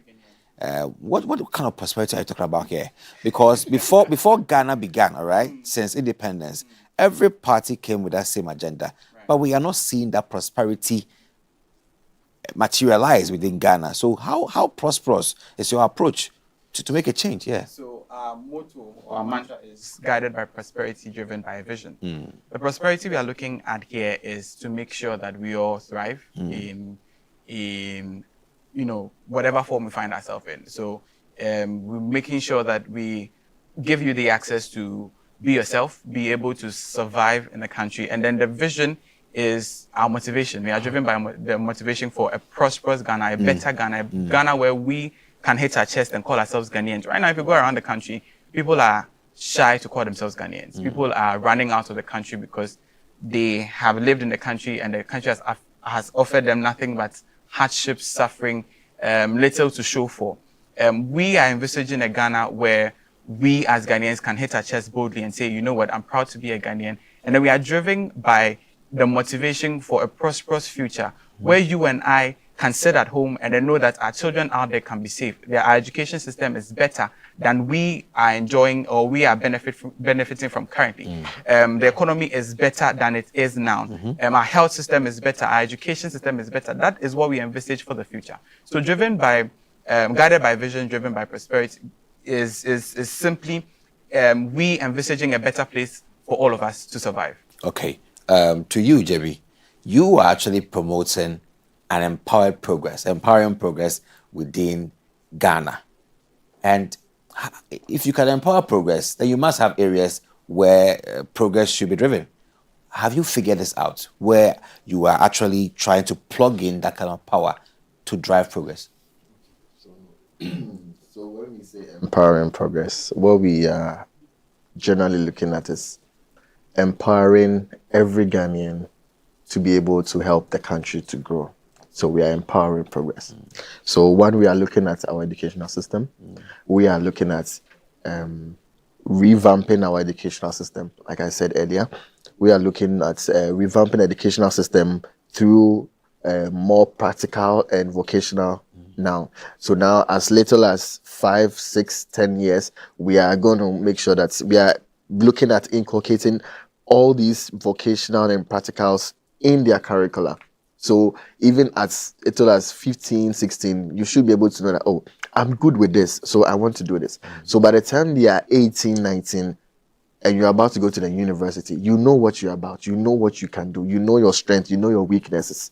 You understand? So that is what we are looking at. And once we are able to do that, or once we come into power and we start doing this, and you see that from 18, 19, now there will be a different mindset in our system. Because now with our system, but once you are doing all these practicals, once you're about to finish uni or even secondary school, you already have a plan in mind. Oh, I can do this, so let me start something. So before you are even done, you already have a business plan in mind. You already have something that you want to do.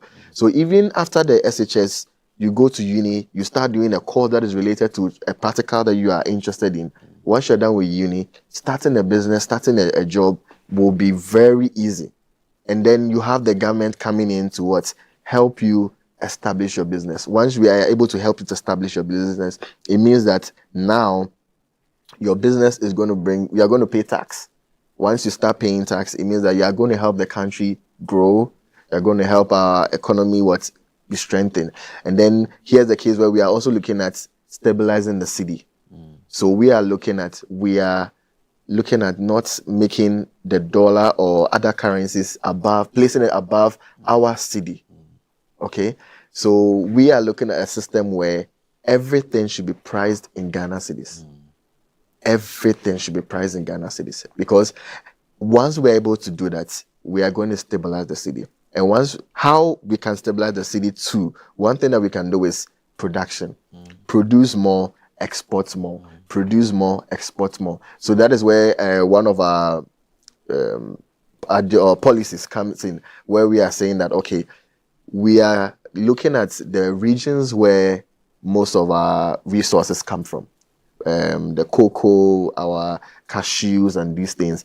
We are looking at having industries situated in those communities, making sure that those communities are strengthened. We are looking at strengthening those communities, providing them with social amenities, good health, education, good roads, storage facilities. Because once we have that, all produce are stored in the right states, are stored in a good place.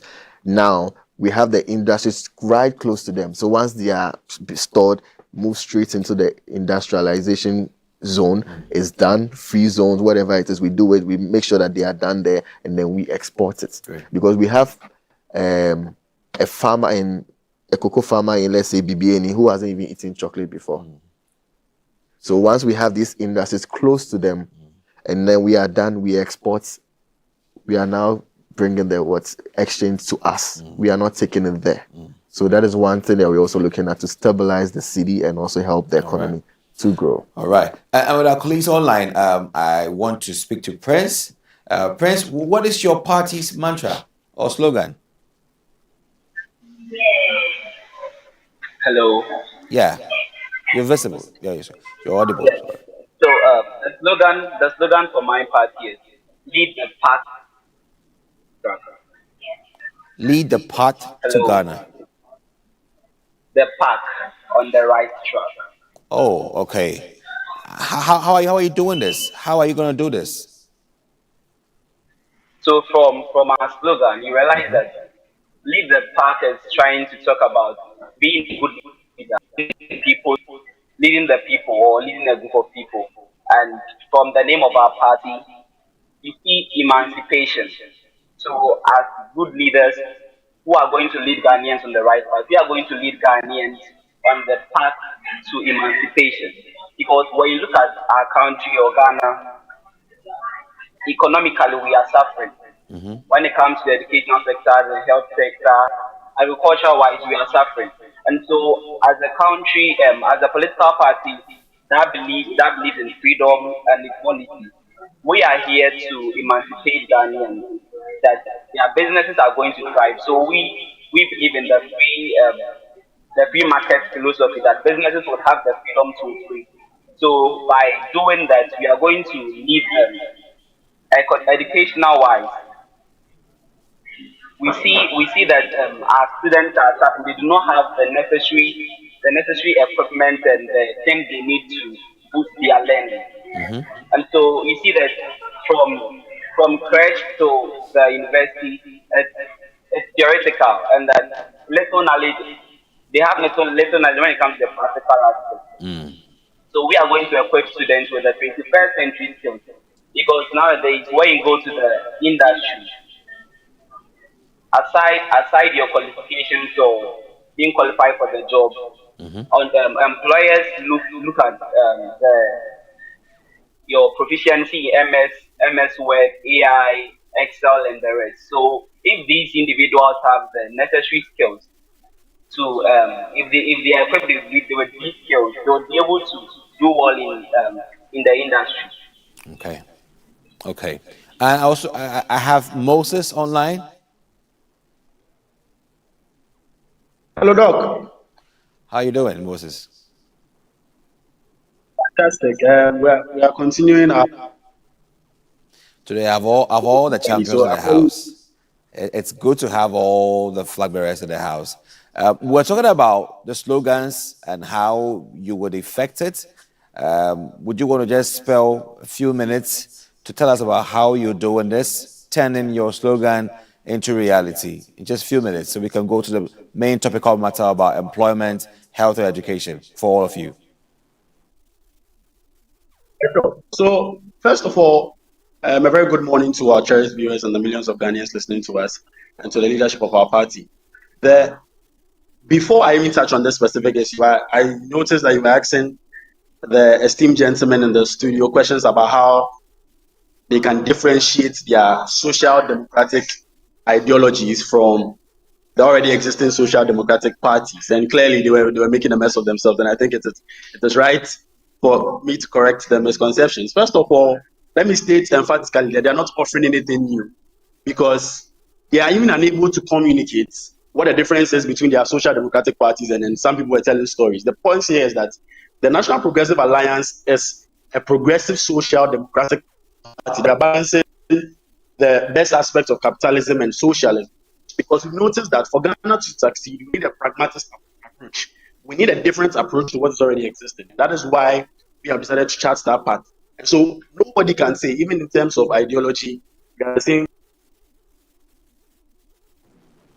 I think we may have encountered an online glitch with Moses. We hope to have him back. Back to the studio. So you had your colleague Moses. He feels like you were misleading the country. Like you said, yes. So it's his own opinion. Absolutely. He's more into show business than politics. So Exactly. He's only showing what his party folk want to see. Poco, you have done something. Anyway, guys, let's proceed. Now, I want you to just articulate what you are doing new within the area of unemployment, health, and education. You must do well to cite the precedents. Let us all understand what has been the norm, what has been the flaw, and what is the cutting-edge approach that you are bringing on board. These are the three phases your communication should go through. And I will start with you, Augustine, on this. Right. So unemployment, talking about unemployment, over the years, unemployment has been a question or an issue that has, terrorized young people. If you look at the statistics, in 2022, unemployment rate was at 3.50%. 2023, it rose to 3.60%. In 2024, guess what? It's 4.0. 2025, it's averagely 4.0. What does this tell you? The unemployment rate in the country keeps rising every year, if not by a little 1.0%. What we are going to do, like my brother said, is going to, they are planning on setting up factories and industries in 16 regions where, they have natural resources. Well, we also plan on doing that. But trust you me, there are already existing companies or industries that have been set up by the previous government. Talk about the Commander Sugar Factory. What happened to it? Why is it not operational? Is that what they want to do? Set up an industry and not, after 2-3 years, it says, okay, it's in their manifesto, they said they would do it. They've done it. 2-3 years is defunct. What happens to it? What we are going to do is the R agenda. So we are going to revamp, retool, and reopen all defunct industries that were operational during previous administration. Talk about the Tema Oil Refinery. Over the years, they've raised serious concerns about the state of their equipment as well as the challenges they are facing. What is the government doing about it? Zilch, nothing. Talk about even recently, it was at the heart of the conversation. There's a tomato processing factory. What has happened to it? The government came up with 1D, 1F. How many of our districts have 1D, 1F? Now, what we are going to do after retooling, revamping, and reopening is not only going to solve the problem of we said we are going to do it. It's also going to create employment. Now, young people who live in these areas would now venture into these industries we've opened to go have, work in those industries to feed themselves. Aside that, what is it also going to do?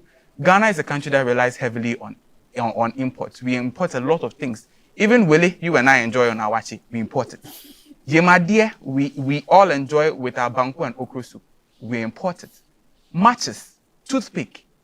Yet we have timber. And our forest reserves are just, being exploited by persons who are, I want to be calm this morning. What we are going to do is that after opening and revamping these places, it's going to, reduce our import. Recently, Burkina Faso, cautioned us that it's going to stop giving us tomatoes. Now, a country 68 years, we still import tomatoes. That's sad. Looking at the vast land we have in Ghana and we import tomatoes, that's sad. That's very sad. So what this is going to curb is not only unemployment. It's like killing 3 birds with 1 stone. We are solving the issue of no industries in the country. Now we are giving you industry. We are revamping and retooling these industries for you to be able to process whatever local produce you have. Like he said, a cocoa farmer has not even tasted chocolate. But if the industry is close to you, there's a cocoa processing factory in the Western region, and then you produce your cocoa, process it into chocolates, process it into tea bags or whatever form it is processed into. The cocoa farmer who produces it and does not enjoy it can be able to enjoy it. Our tomatoes, we import. We can be able to produce locally made tomatoes, turn them into tomato puree, turn them into whatever form we want to do so. You get me? So what we are going to do is, like I said, our agenda, revamp, retool, and reopen all these institutions. Like I said, it's going to reduce our imports. It's going to increase our exports, which will in turn affect our economy, and the money is in our pocket. Right now, we are complaining about the cost of tomatoes in the market. It's because we import it. Your time is up, and we'll go to you, Jeffrey. You understand the scheme, so let's go. So it's a shame that my colleagues here are talking about tackling unemployment while saying we should have industries when they are not even thinking about how to grow these things we want to build industries for. So under the UDM leadership, under the United Democratic Movement leadership, we have our own. You had your time. I never interjected when you were speaking. Be a gentleman on TV. I want you guys to actually, I want you guys to really represent a new era of decorum. No, we've seen the examples in the past, right? Don't be like them, right? Be special. I'm happy you are prompting him on that. So like I said earlier, it's a shame they are all talking about industrialization without talking about how to grow these things we want to build industries for. So under the United Democratic Movement, we have a policy called the Agri-Youth Revolution. We've noticed that agriculture is not really fancied by a majority of the youth. 1, because they think it's not lucrative, and 2, because there is no machinery and technology to make the work easier. So under the Agri-Youth Revolution, which is being propagated by the United Democratic Movement, we are going to make agriculture very lucrative and very lucrative for the youth. Now, how are we going to make this lucrative? There will be a scheme where you would just have to get enrolled if it's a land you want to work. The land is available. If you have your own land on which you can work, that is all right. Now, what will the government support you with? We are supporting you with machinery. We are supporting you with expertise, orientation. The only thing you need to come and work is the land, which in some cases will be provided for you by the government. If you have your own land you want to work, that is all right. If you have your own land you want to rear these animals. Now, you may ask, how are we going to get this machinery to support the youth with? We are already in conversations with private investors. We get these machinery from them, so the combined harvesters, the farm inputs, the vehicles we'll use on farms and all of that. We are going to pay back, but it will be spread across, for instance, a span of 5 years. And so while you are working on this farm, you are given a quota to meet annually. If you meet this quota, the proceeds you make from the farm, the government has provided a ready market where we will sell these produce. Now, the monies you make, part will be used to pay the investor for the machinery they invested into the country. Parts of the produce is also going to go into the buffer stock so we can cater for our kids in the senior high school, our children who are under the school feeding program and all of that. Also, you, the farmer working on the farm, as I've stated earlier, you don't need to headache yourself with farm inputs whatsoever. Aside that, you are being paid monthly for the work you are doing, provided you are meeting your quota. And it doesn't end there just by giving you the farm inputs, the animals to rear and all of that. You are constantly being oriented and reoriented such that you are able to meet your quota. Now, what will happen after this? When we are able to go on this path, when we are able to produce what we eat in greater quantities, the next thing we should be looking at is processing. And by processing, we are coming back to industrialization. It is only when we are producing a greater quantity of what we are eating and what we are supposed to be exporting that you can look at industrialization. And so that is why the UDM is going to construct factories based on what is grown or what is farmed in every region, because we know farming differs from region to region. So every region is going to have a befitting factory that is going to suit whatever farming system they are indulged in. Now, after industrialization, we can't eat everything within this country. We need to look at making money elsewhere as well. And so we are going to look at exporting these things we are growing and producing in large quantities. And so government is going to make markets available where we are going to be exporting more of the things we produce.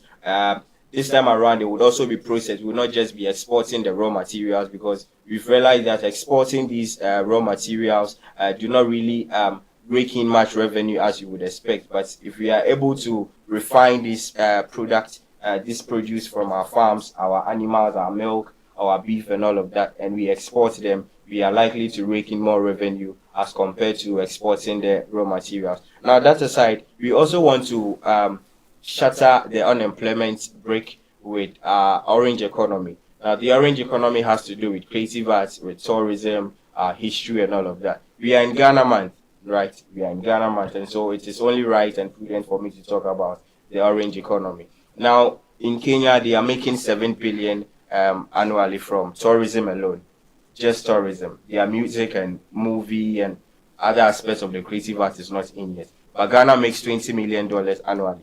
And we are the first country to gain independence in sub-Saharan Africa. And so it is totally wrong for us to allow other countries who will gain independence before to be making so much revenue from their history, their tourism, and all of that. We have beautiful tourist sites around. But sometimes when you go to these tourist sites, it's just one tour guide who you pay a token to and he takes you around. Now, these are monies that need to be properly streamlined. These are monies that, if attention is given to, we can really use to develop the country. Now, creatives most times resort to hosting their shows in other countries. You'd have Kwame Eugene hosting shows in Switzerland, not because we cannot afford, not because we cannot pay, but because we do not have the venue, we do not have the centers, we do not have proper structures in place. And so under the United Democratic Movement, we are going to construct, let me end on this, we are going to construct a 30,000 capacity event center where most of these events, the playwrights and all of that can have their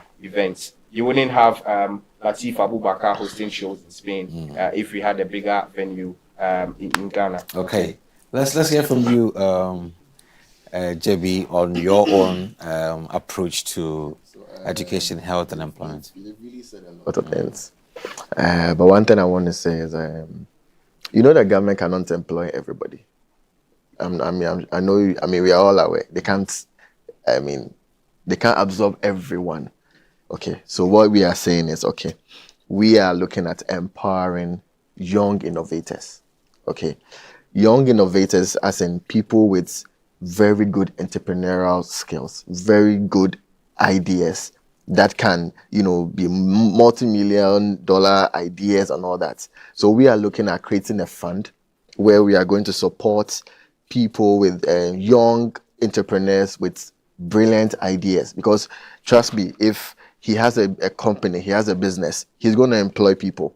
Those people he's going to employ have people under them. They have people that look after to them. You understand? So we are looking at that sector where we are going to empower young entrepreneurs, because there are a lot of young entrepreneurs in Ghana where they need funding. It's not like the businesses they have is not one that can, blow up or, bring out millions, but the funding. So once we have the funding, or once we as a government come in power, we are looking at funding at least about 1,000 or 10,000 entrepreneurs in the country. Because trust me, once they're able to expand their businesses, once they're able to get the right funding, they are going to employ. An example is AAU TV. Trust me, if the government tells you that they are going to support you guys with $10 million right now, you will expand. Once you expand, you're going to employ more people. You're going to employ more staff. And that means that your staff that you're employing, probably they have people at home that are looking up to them. They will be able to support them. Yes. So that is what we are looking at, empowering young innovators, young entrepreneurs. Is one thing that I would say the government doesn't really look up to. Because trust me, if we look at expanding young entrepreneurs, we will have a lot of Bill Gates, Mark Zuckerbergs in Ghana if we are given the nod to help people like that in our system. Right. And then with the agriculture system, I heard him talking about, if you don't plant your own produce. Yes. So for me, I'm going to divert a bit. So when we look at our judicial system, okay, we have a lot of people in remand, not because the judges cannot, listen to their cases, but let's say, how do you call it? They are just in remand. Maybe they can't pay bail. They don't have the resources to pay the bail. So we are saying that, okay, fine. We are going to look at those people doing community service. Community service in the sense that now the government is going to look into the agricultural system, have our own farms, where now, if you are maybe arrested, you've been penalized, say they are given about 2 years. 2 years is not something for you to go to Insawam, because already the prison is choked.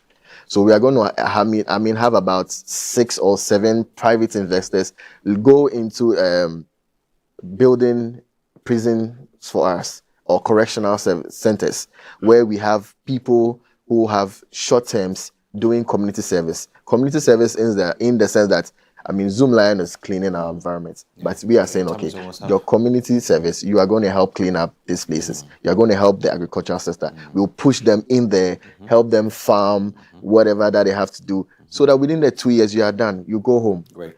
They come into the society well equipped, because once you come back into the society, people will label you in a way, but now you have some entrepreneurial skills. You understand? Right. And then now you can also, put yourself into the system, help, the people that you left behind, and then also do something for yourself. Interesting. And online we have Prince. Prince, are you still there? Prince, can you hear me?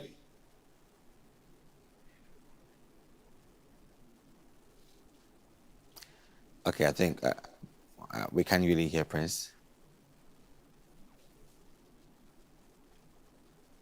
Can we have this rectified?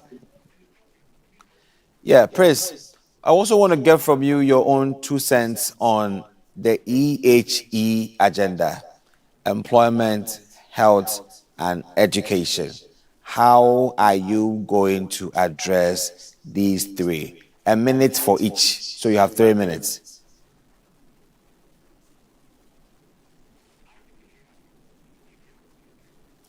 Prince, have you muted your microphone? Is it on mute?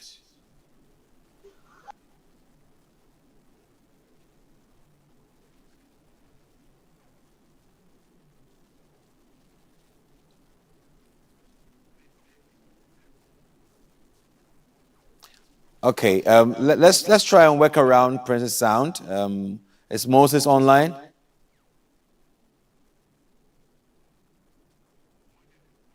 Okay, he's offline. All right. So I've heard all of you. Some of you actually eluded the health parts. You didn't touch health. You touched employment. Yeah. Prince, are you back?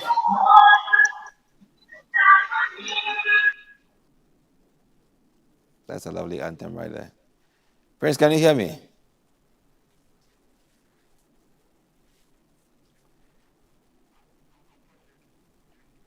Okay, let's work it out. So many of you didn't touch on the health, how you could strengthen the health sector, but you did quite well on the employment and also some bit of the education. Let me just give you a minute. You have 1 more minute to do this. Now, touch on the approach. Don't go talk about anything. Just touch the approach. Let me put this to you. We have heard, or you've all have heard, your grand party, the grand party with whom you all grow the affinity of socialism from, launched the 24-hour economy policy, which is yet to be a standard way to create employment. And the model is 1 job, 3 shifts. You are all flag bearers who are also running a similar economic system like theirs. They want inclusion. That means that every Ghanaian must get a job through the 24-hour economy system, where Ghana doesn't sleep, where each job will have 3 windows for 3 persons on 1 job. Per your own analysis, how feasible is this policy, and why are you not working with it? Are you working with it or not? 1 minute. Just a minute. Bring the rationale out of it for you and the feasibility of it. I think the big question we should be asking ourselves is if Ghana is ready to roll out something like this in terms of whatever we are going to be producing. That's if they are working, if Ghana is willing to consume everything. Because if we are going to increase the labor force in the workforce, that's going to show that we're going to have a lot of products or produce from whatever is being churned out. I mean, if we tend to export it, it would be better. But we still do not know the conversation from their angle. What we are, how feasible this is for us, I don't think it is. I think it could be tweaked a bit, in a sense that we really look at it critically. In as much as it's going to give a lot of people jobs, there's going to be a lot of products. What are the criticalities in there? So, for example, if you say there's going to be a 24-hour economy. Now, the economy is not only the market and agriculture and everything. Everything comprises of the economy. Education is the economy. I mean, people go to school to learn, to gain knowledge, and then that is where people are also paid. Doesn't mean that lecturers are going to go to work, 3 people going to teach. What's the system going to be like? You understand? So I think that it is a thought-out plan for a certain sector, but it is not a well-thought-out plan for certain sectors. I think that if it could be critically looked at again, this looks to me more or less like an agriculture and market-based policy, more or less. That is from your opinion, because it wasn't segmented, it was a general way. You asked us how feasible it is, yes, right? Yeah. So to the PVP, we think that it is a more agriculture and market-oriented policy. It is not a holistic policy that would rope in a lot of people, in as much as it's going to give jobs to 3 people doing 1 job. Is just not feasible in terms of certain sectors. So I think it should be critically looked at again. Okay, fair enough. To you, Jeffrey, a quick one. Just a quick one from you. Well, I think the 24-hour economic policy from the NDC is a premature policy. It was a knee-jerk reaction. They wanted to drum home something that would make the Ghanaians vote for them, which obviously they've achieved. For you to be able to implement such a policy, it means you should have companies ready. You should have the various sectors who are prepped up for such a policy. There's nothing wrong with the policy, but I feel it was implemented too early. It wasn't really looked at, because we are not in a system where my grandfather will be able to have people work on his farm in the evening, probably because there are no lights there, probably because because of the presence of animals that might attack people who want to work on there. And so for the United Democratic Movement, yes, it is a good policy, but we are not at the implementation stage yet. We would tweak it, fine-tune it, make sure that it suits every sector of the economy before we roll it out properly. JB, your 2 cents on this. Right. For me, 24-hour economy, I don't know. I feel it's a bit too much for Ghanaians now. Because right now, with the level at which our educational system is, with the theory, doing a 24-hour economy, it's a bit shaky. I think they should take their time, sit down with the stakeholders, Because if you are saying 24-hour economy, you want to say, I mean, are they going to use is it going to be just about industrialization? Right, or production? Because that's only, because we already have companies doing 24-hour, Olam, Unilever, and all that. They are doing 24-hour. They have people coming, running shifts and all that. I have an uncle who used to work there and all that. So I know how their systems are. But are you going to say that the banks too are also going to do 24-hour economy? A bank cannot work 24 hours because, I mean, it will be deadly.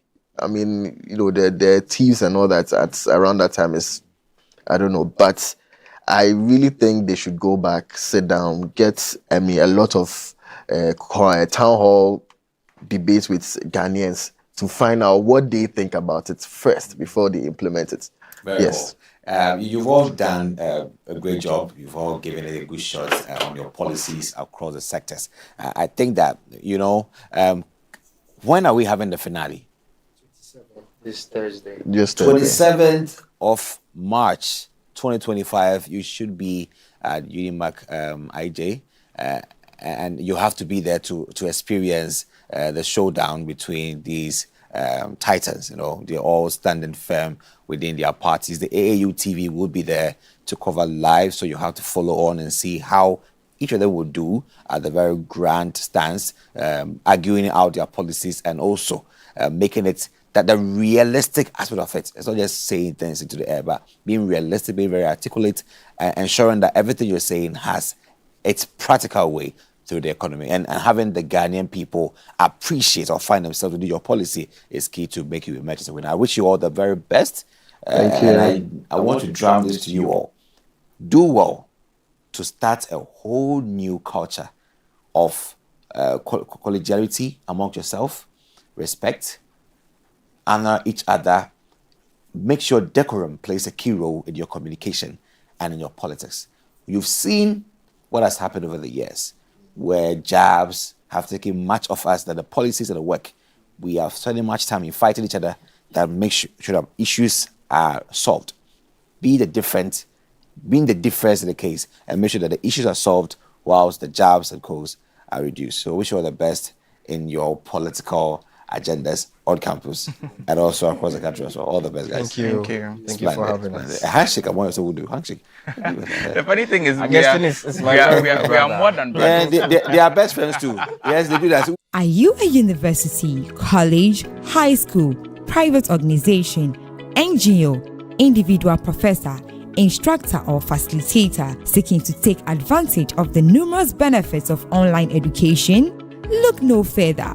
The AAU eLearn Africa LMS is a great opportunity to begin your journey to online course development and creation for teaching, learning and training purposes. AAU eLearn Africa LMS, which is a partnership between the Association of African Universities and eLearn Africa, has made available ease to use online learning tools to all stakeholders within the educational ecosystem of the African continent. This is to enhance teaching and learning in the bid to expand online learning opportunities for students in Africa. The online platform is open and available for free to all stakeholders and facilitates virtual access to classes without needing the other tools such as Zoom, Microsoft Teams, among others. For more information, visit www.elearnafricalms.com or contact us via aaulms@aau.org or estherm@elearnafrica.com. Follow us on LinkedIn, Twitter, and Facebook at AAU eLearn Africa LMS.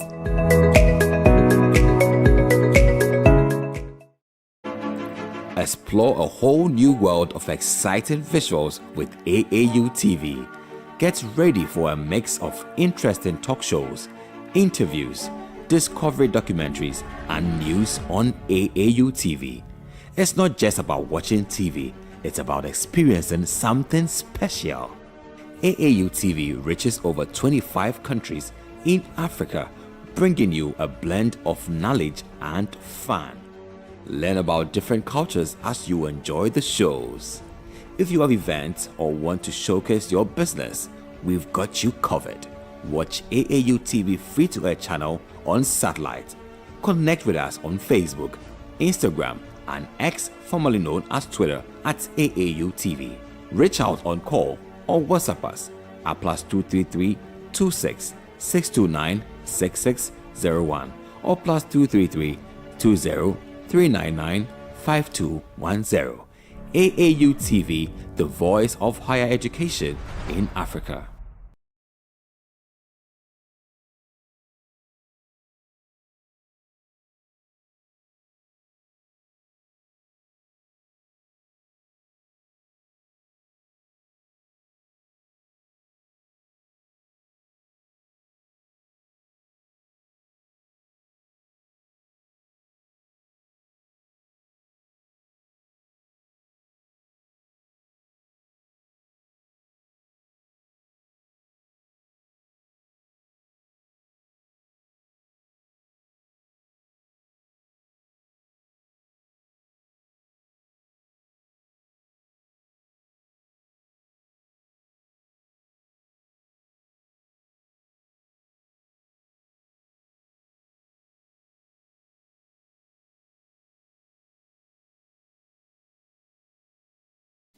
I'm glad to have you all back. It was quite a lengthy discussion with the political flag bearers on campus, and that is the reason why we had today's extended version. We had to allow them time to express themselves thoroughly on what they intend to do, and also drive your attention towards the finale on Thursday, 27th March 2025. So, without missing words, we have up next Game On Afrique with the man with the football, tennis ball, basketball. He has all the instruments in his apparatus. Philemon Edwards, what's up?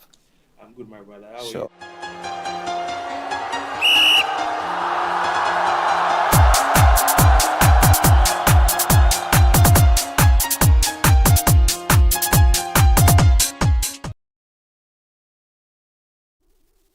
All right, and welcome back to this edition of Hello Africa, and this is the sports segment we call Game On Africa. So we'll begin with some trending news, and then we'll go into games played over the weekend. And in our first trending story, Bayern Munich striker Harry Kane is reportedly considering a return to the English Premier League at the end of the season, according to Spanish outlet El Nacional.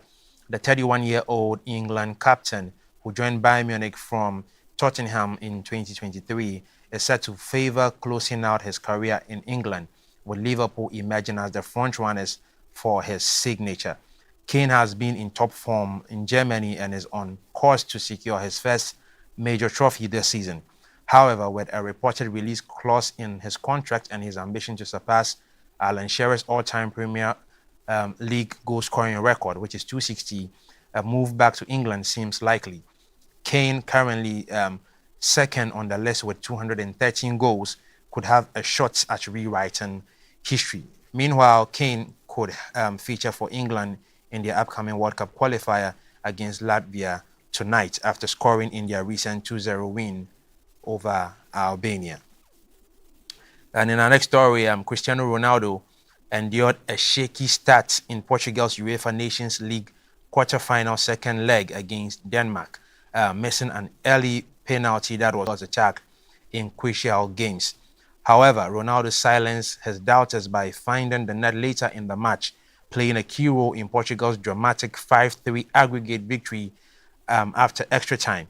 The Al Nassr forward's goal helped his side overturn their 1-0 first leg deficit, securing a spot in the semi-finals. To Portugal. Before the game, he insisted that the team's success matters more than his personal accolades, stating that if Portugal has to win and I don't play, I will sign my name right now. I'll defend these colors until death. End of quote. And in a final trending story, Juventus have officially parted ways with head coach Thiago Motta less than a year after his appointment from Bologna. The Brazilian manager struggled to maintain form with the club crashing out of the Champions League and suffering heavy Serie A defeats to Fiorentina and Atalanta. Motta's tenure saw Juventus win 18 of their 42 matches, but with the club languishing in fifth place, the Bianconeri opted for a change.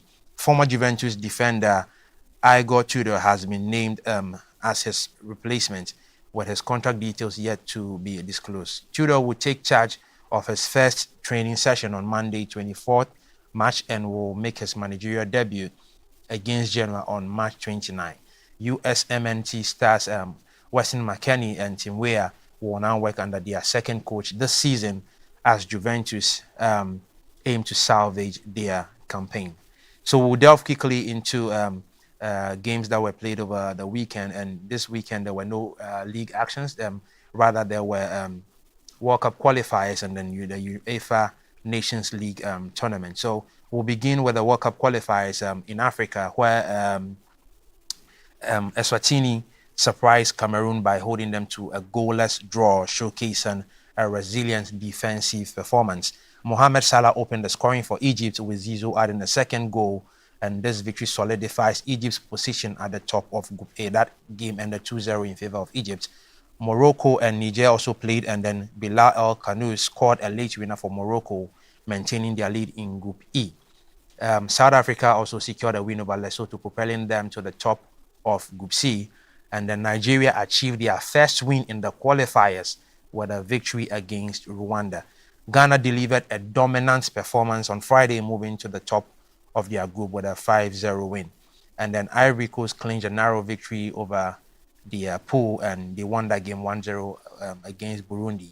Algeria also won their game against Botswana by 3-1, and then Guinea and Somalia played out a 0-0 draw. DR Congo also won the game against South Sudan by 1-0. Equatorial Guinea as well won 2-0 against Sao Tome and Principe. And still in the World Cup qualifiers, let's go to Europe, where Wales won their game 3-1 against Kazakhstan. Norway was emphatic in their win against Moldova by 5-0. Finland also won the game against Malta 1-0. Poland did same, where Lewandowski scored the only goal against Lithuania. Cyprus also won against San Marino in a 2-0 victory. And then Bosnia and Herzegovina also won against Romania 1-0. England won their game against Albania, which was 2-0. And then Latvia also won 1-0 against Andorra. Now to the UEFA Nations League. Greece stand Scotland with a 3-0 win, and so Scotland has been relegated from the Ligue A. Spain and Netherlands played a high-scoring affair, which saw both teams exchanging goals, leading to a penalty shootout after a 4-4 aggregate, and Spain eventually won the shootout. Italy and Germany also played in a thrilling encounter. Germany and they both played out a 6-goal thriller, and then despite a draw, Germany advanced, having held an aggregate lead from the first leg. Now, France staged a remarkable comeback with goals from Michael Olise and Ousmane Dembele forcing an extra time. The match proceeded to penalties, where goalkeeper Mike Maignan heroics secured France progressing through to the next stage of the tournament. And that's the end of the updates for the UEFA Nations League. Ajiman, quickly, let's talk about the Black Stars. Friday, they won their game against Chad in a 5-0 emphatic win in Accra. Yeah. My first comment is about the fans. We have always known that in Accra, the fans don't turn up like they do in Kumasi. It was a massive turnout. So kudos to the fans in Accra. I see that probably the love is coming back gradually. But let's talk about the game. Did you watch the game? Yeah, I watched the game. Tell me what you thought about the game. You know, we all haven't seen the Black Stars perform this awesomely. So right at the beginning, I was quite pessimistic. I didn't think the Black Stars would still make headway, because if we were looking at competitors or opponents who were worthy or not worthy to match the Black Stars' energy, we know the likes of Comoros. Comoros also came from nowhere to give the Black Stars a very challenging game. In the past, have defeated the Black Stars several times. So I saw Chad as an underdog who also coming with that same mentality to fight the Black Stars. But to my surprise, it was amazing, where we had 5 goals coming in. We have players who had not really been on that stream of scoring, like Inaki Williams. Yeah. I mean, he did it. He did it for himself Yeah. and a whole other player. So we now see that, well, there's something good is happening. The last time we spoke about that, I told you that if we're able to put them right, if we're able to get that team that would gel properly, we will see some changes. And exactly that happened. That squad that was placed together made a difference. Maybe that squad should be a squad we should be studying to understand the chemistry, the understanding, and how they were able to make this 5-0 win a reality, and see how we could sustain that gain and make it a benchmark for Black Stars all throughout. Yeah, I agree with you on that. So where I'm going to come from on your comments is the squad that played in the game. Yeah. And when you look at the formation, Otuado played a 4-1-4-1 formation where you have 4 center backs, then there's a defensive midfielder, and there's the main midfielder, and then one person leading the attack. So Thomas Partey was sitting ahead of the defenders. Now, what I realized in the middle of the pitch was that Nyama was on the left. Then there was Semenyo in the middle together with Kudus, and then Inaki on the right, and then Jordan Ayew at the top. Now, my interest is with Semenyo. Semenyo is mainly a striker.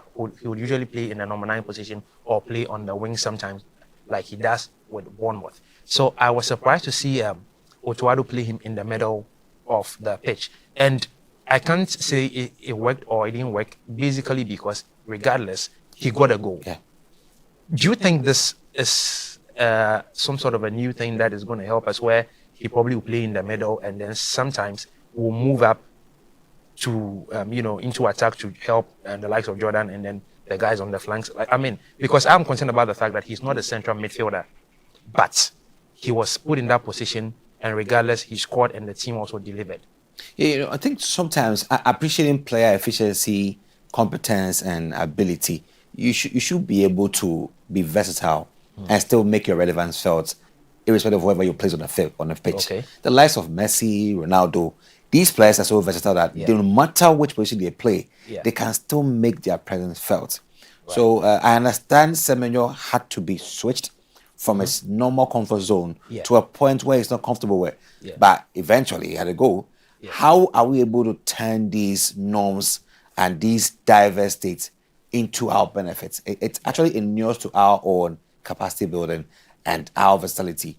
So if we're able to build a team like that, where we are versatile, we are adaptable, we're able to turn whatever woe or inconvenience to our own advantage, our quality and value grows.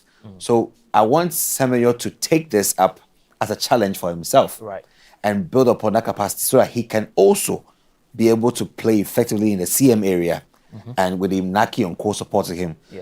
Fortunately, all the frontliners got a goal. And I'm looking forward to see them making it happen again. We feature, or we stand toe to toe with Madagascar today. And it's important that whatever gains we made with Chad, we sustain it. Ghanaians think, and that game is not going to be an easy game, I because think Madagascar look like they are underdogs, but that's a team that can run you for more than 90 minutes. Sure. I mean, in the AFCON, you saw what happened. I think, or I side with some school of thoughts within the nation that you have an unworthy opponent like Chad. What do you expect? I also stand with the other side. I say that it is because the team is back on track. Okay. The decider is today. Definitely. Today makes a difference. Definitely. Yeah. So those who have stored videos of players endorsing them and will only release today, you can either release or keep them, but still eat early. That's very important. Oh well, I mean, when it comes to the Black Stars, often that's what people say. The president said that he had to eat before watching the game. It was a good advice he did too. Oh, he did too, but thankfully, I mean, the boys made him proud. Yes. But I just hope that the team will have learned from their errors in the past, and having come back strongly after we failed to make the AFCON, and now they have been able to win their first game after all of the defeats for not making it to the AFCON. I hope that they are able to play out Madagascar properly, because they are playing away. Sure. The Ghanaian fans are not going to be as many as they were in Accra last Friday. So I just hope that Otuado and the boys will make sure that whatever they did in Accra on Friday, they will be able to repeat that. They need to get the team in shape. The right passes, the right players. I mean, we always say that you don't have to change the winning team. I don't know what to expect in terms of the lineup. I checked online; it's not out yet. It probably will be available probably 2 or 3 hours to the game. Okay. And the game is at 7 p.m. tonight. Okay. So the player lineup is not out yet. Okay. But I just hope that even if there are changes, the changes will make the team more stronger and better. We have seen a few debutants in this team. For example, the goalkeeper. I'm happy to know he's a local player, but I didn't see him being properly tried in the game on Friday. Yeah, so I mean, I hope that he might not be the person in post. Yeah, the Chadians seldom had shot on Exactly. target. They had. So I just hope that he was not going to be the guy in the post today, because you do not have to underrate Madagascar. Yes. We know what they can do. Yes. They are second on the table. We just overtook them when we won our game on Friday. So I just hope that I don't know what Otuado will do. I don't know what they are doing in training. I don't know who is the best goalkeeper amongst the three. But let's just be hopeful that whoever ends up in the post will do a great job for us. So we wish the Black Stars all the best tonight, and every other African country that is playing, and the rest of the teams, because other European teams are also playing the qualifiers. A lot of games are going to be happening tonight, but we will be looking a lot at the Black Stars because we are proudly Ghanaian and we are African. So I'm just watching keenly. I'm not saying anything. I'm just watching. Well, keenly. everybody is. Today's match is the one is a difference. If we're able to make this up, Madagascar is a worthy opponent, and I must be very clear with that. Madagascar is a worthy opponent. Yeah. And so if you are ready for that, if you win this match, then we can't say the love is back. Until then. I see Bella is signaling me in the back, trying to tell me that the Stars are going to make it. So she's on the side. They should make it too. Or else WhatsApp will be very dull. She has to put something. Well, we'll see about that. Yes. All right. So that's the end of the sports segment on the Hello Africa morning show today. And then before we'll go into some birthday celebrations. The very first one we want to talk about is to celebrate one of our bosses, Madame Nodumo. Yesterday was her birthday. We want to say a happy birthday to you, Madame. You are very awesome. You are everything we can ever imagine in a boss, and we deeply appreciate you, not only from the TV team, but from the entire AAU team. On behalf of us, you want to say a beautiful happy birthday to you. May you live long and prosper and do more than you're already doing for us. Do you have any dedications yourself? Well, to her, my Shona is not really good. So I would say wherever she is, Tatenda. Great. She appreciates that. Great. Yeah, and also, over the weekend, or over the week, we had some amazing persons in the house who were able to bag some important degrees. Oh God! So Philemon Edwards, congrats to you, man, on your achievement. Thank you. Jemima, congrats to you, and Emmanuel. Emmanuel's outfit is one that we should study. Yeah. The guy had to show the armed forces how to be an armed forces. Yeah. He's never discussed going to the army with me. Oh, really? I know he has other dreams, in fact, he looked really nice. He looked so good. In fact, the regiment salutes you. Yeah. On bringing out their colors appropriately. Yeah. I think he's the guy that had the finest outfit amongst all of us. It's very important. Yeah. It's very important. So you have been celebrated on the men's group. We'll see you again. We'll see later to investigate. Yeah, sure.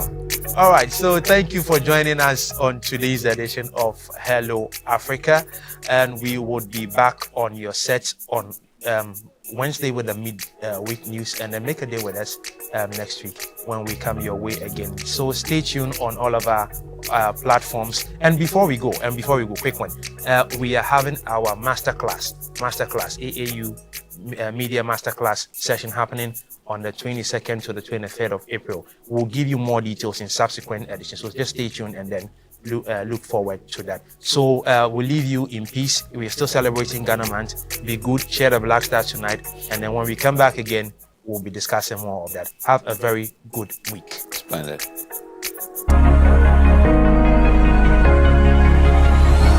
Hiya, this is Hello Africa. Keep watching AAU TV. Ciao.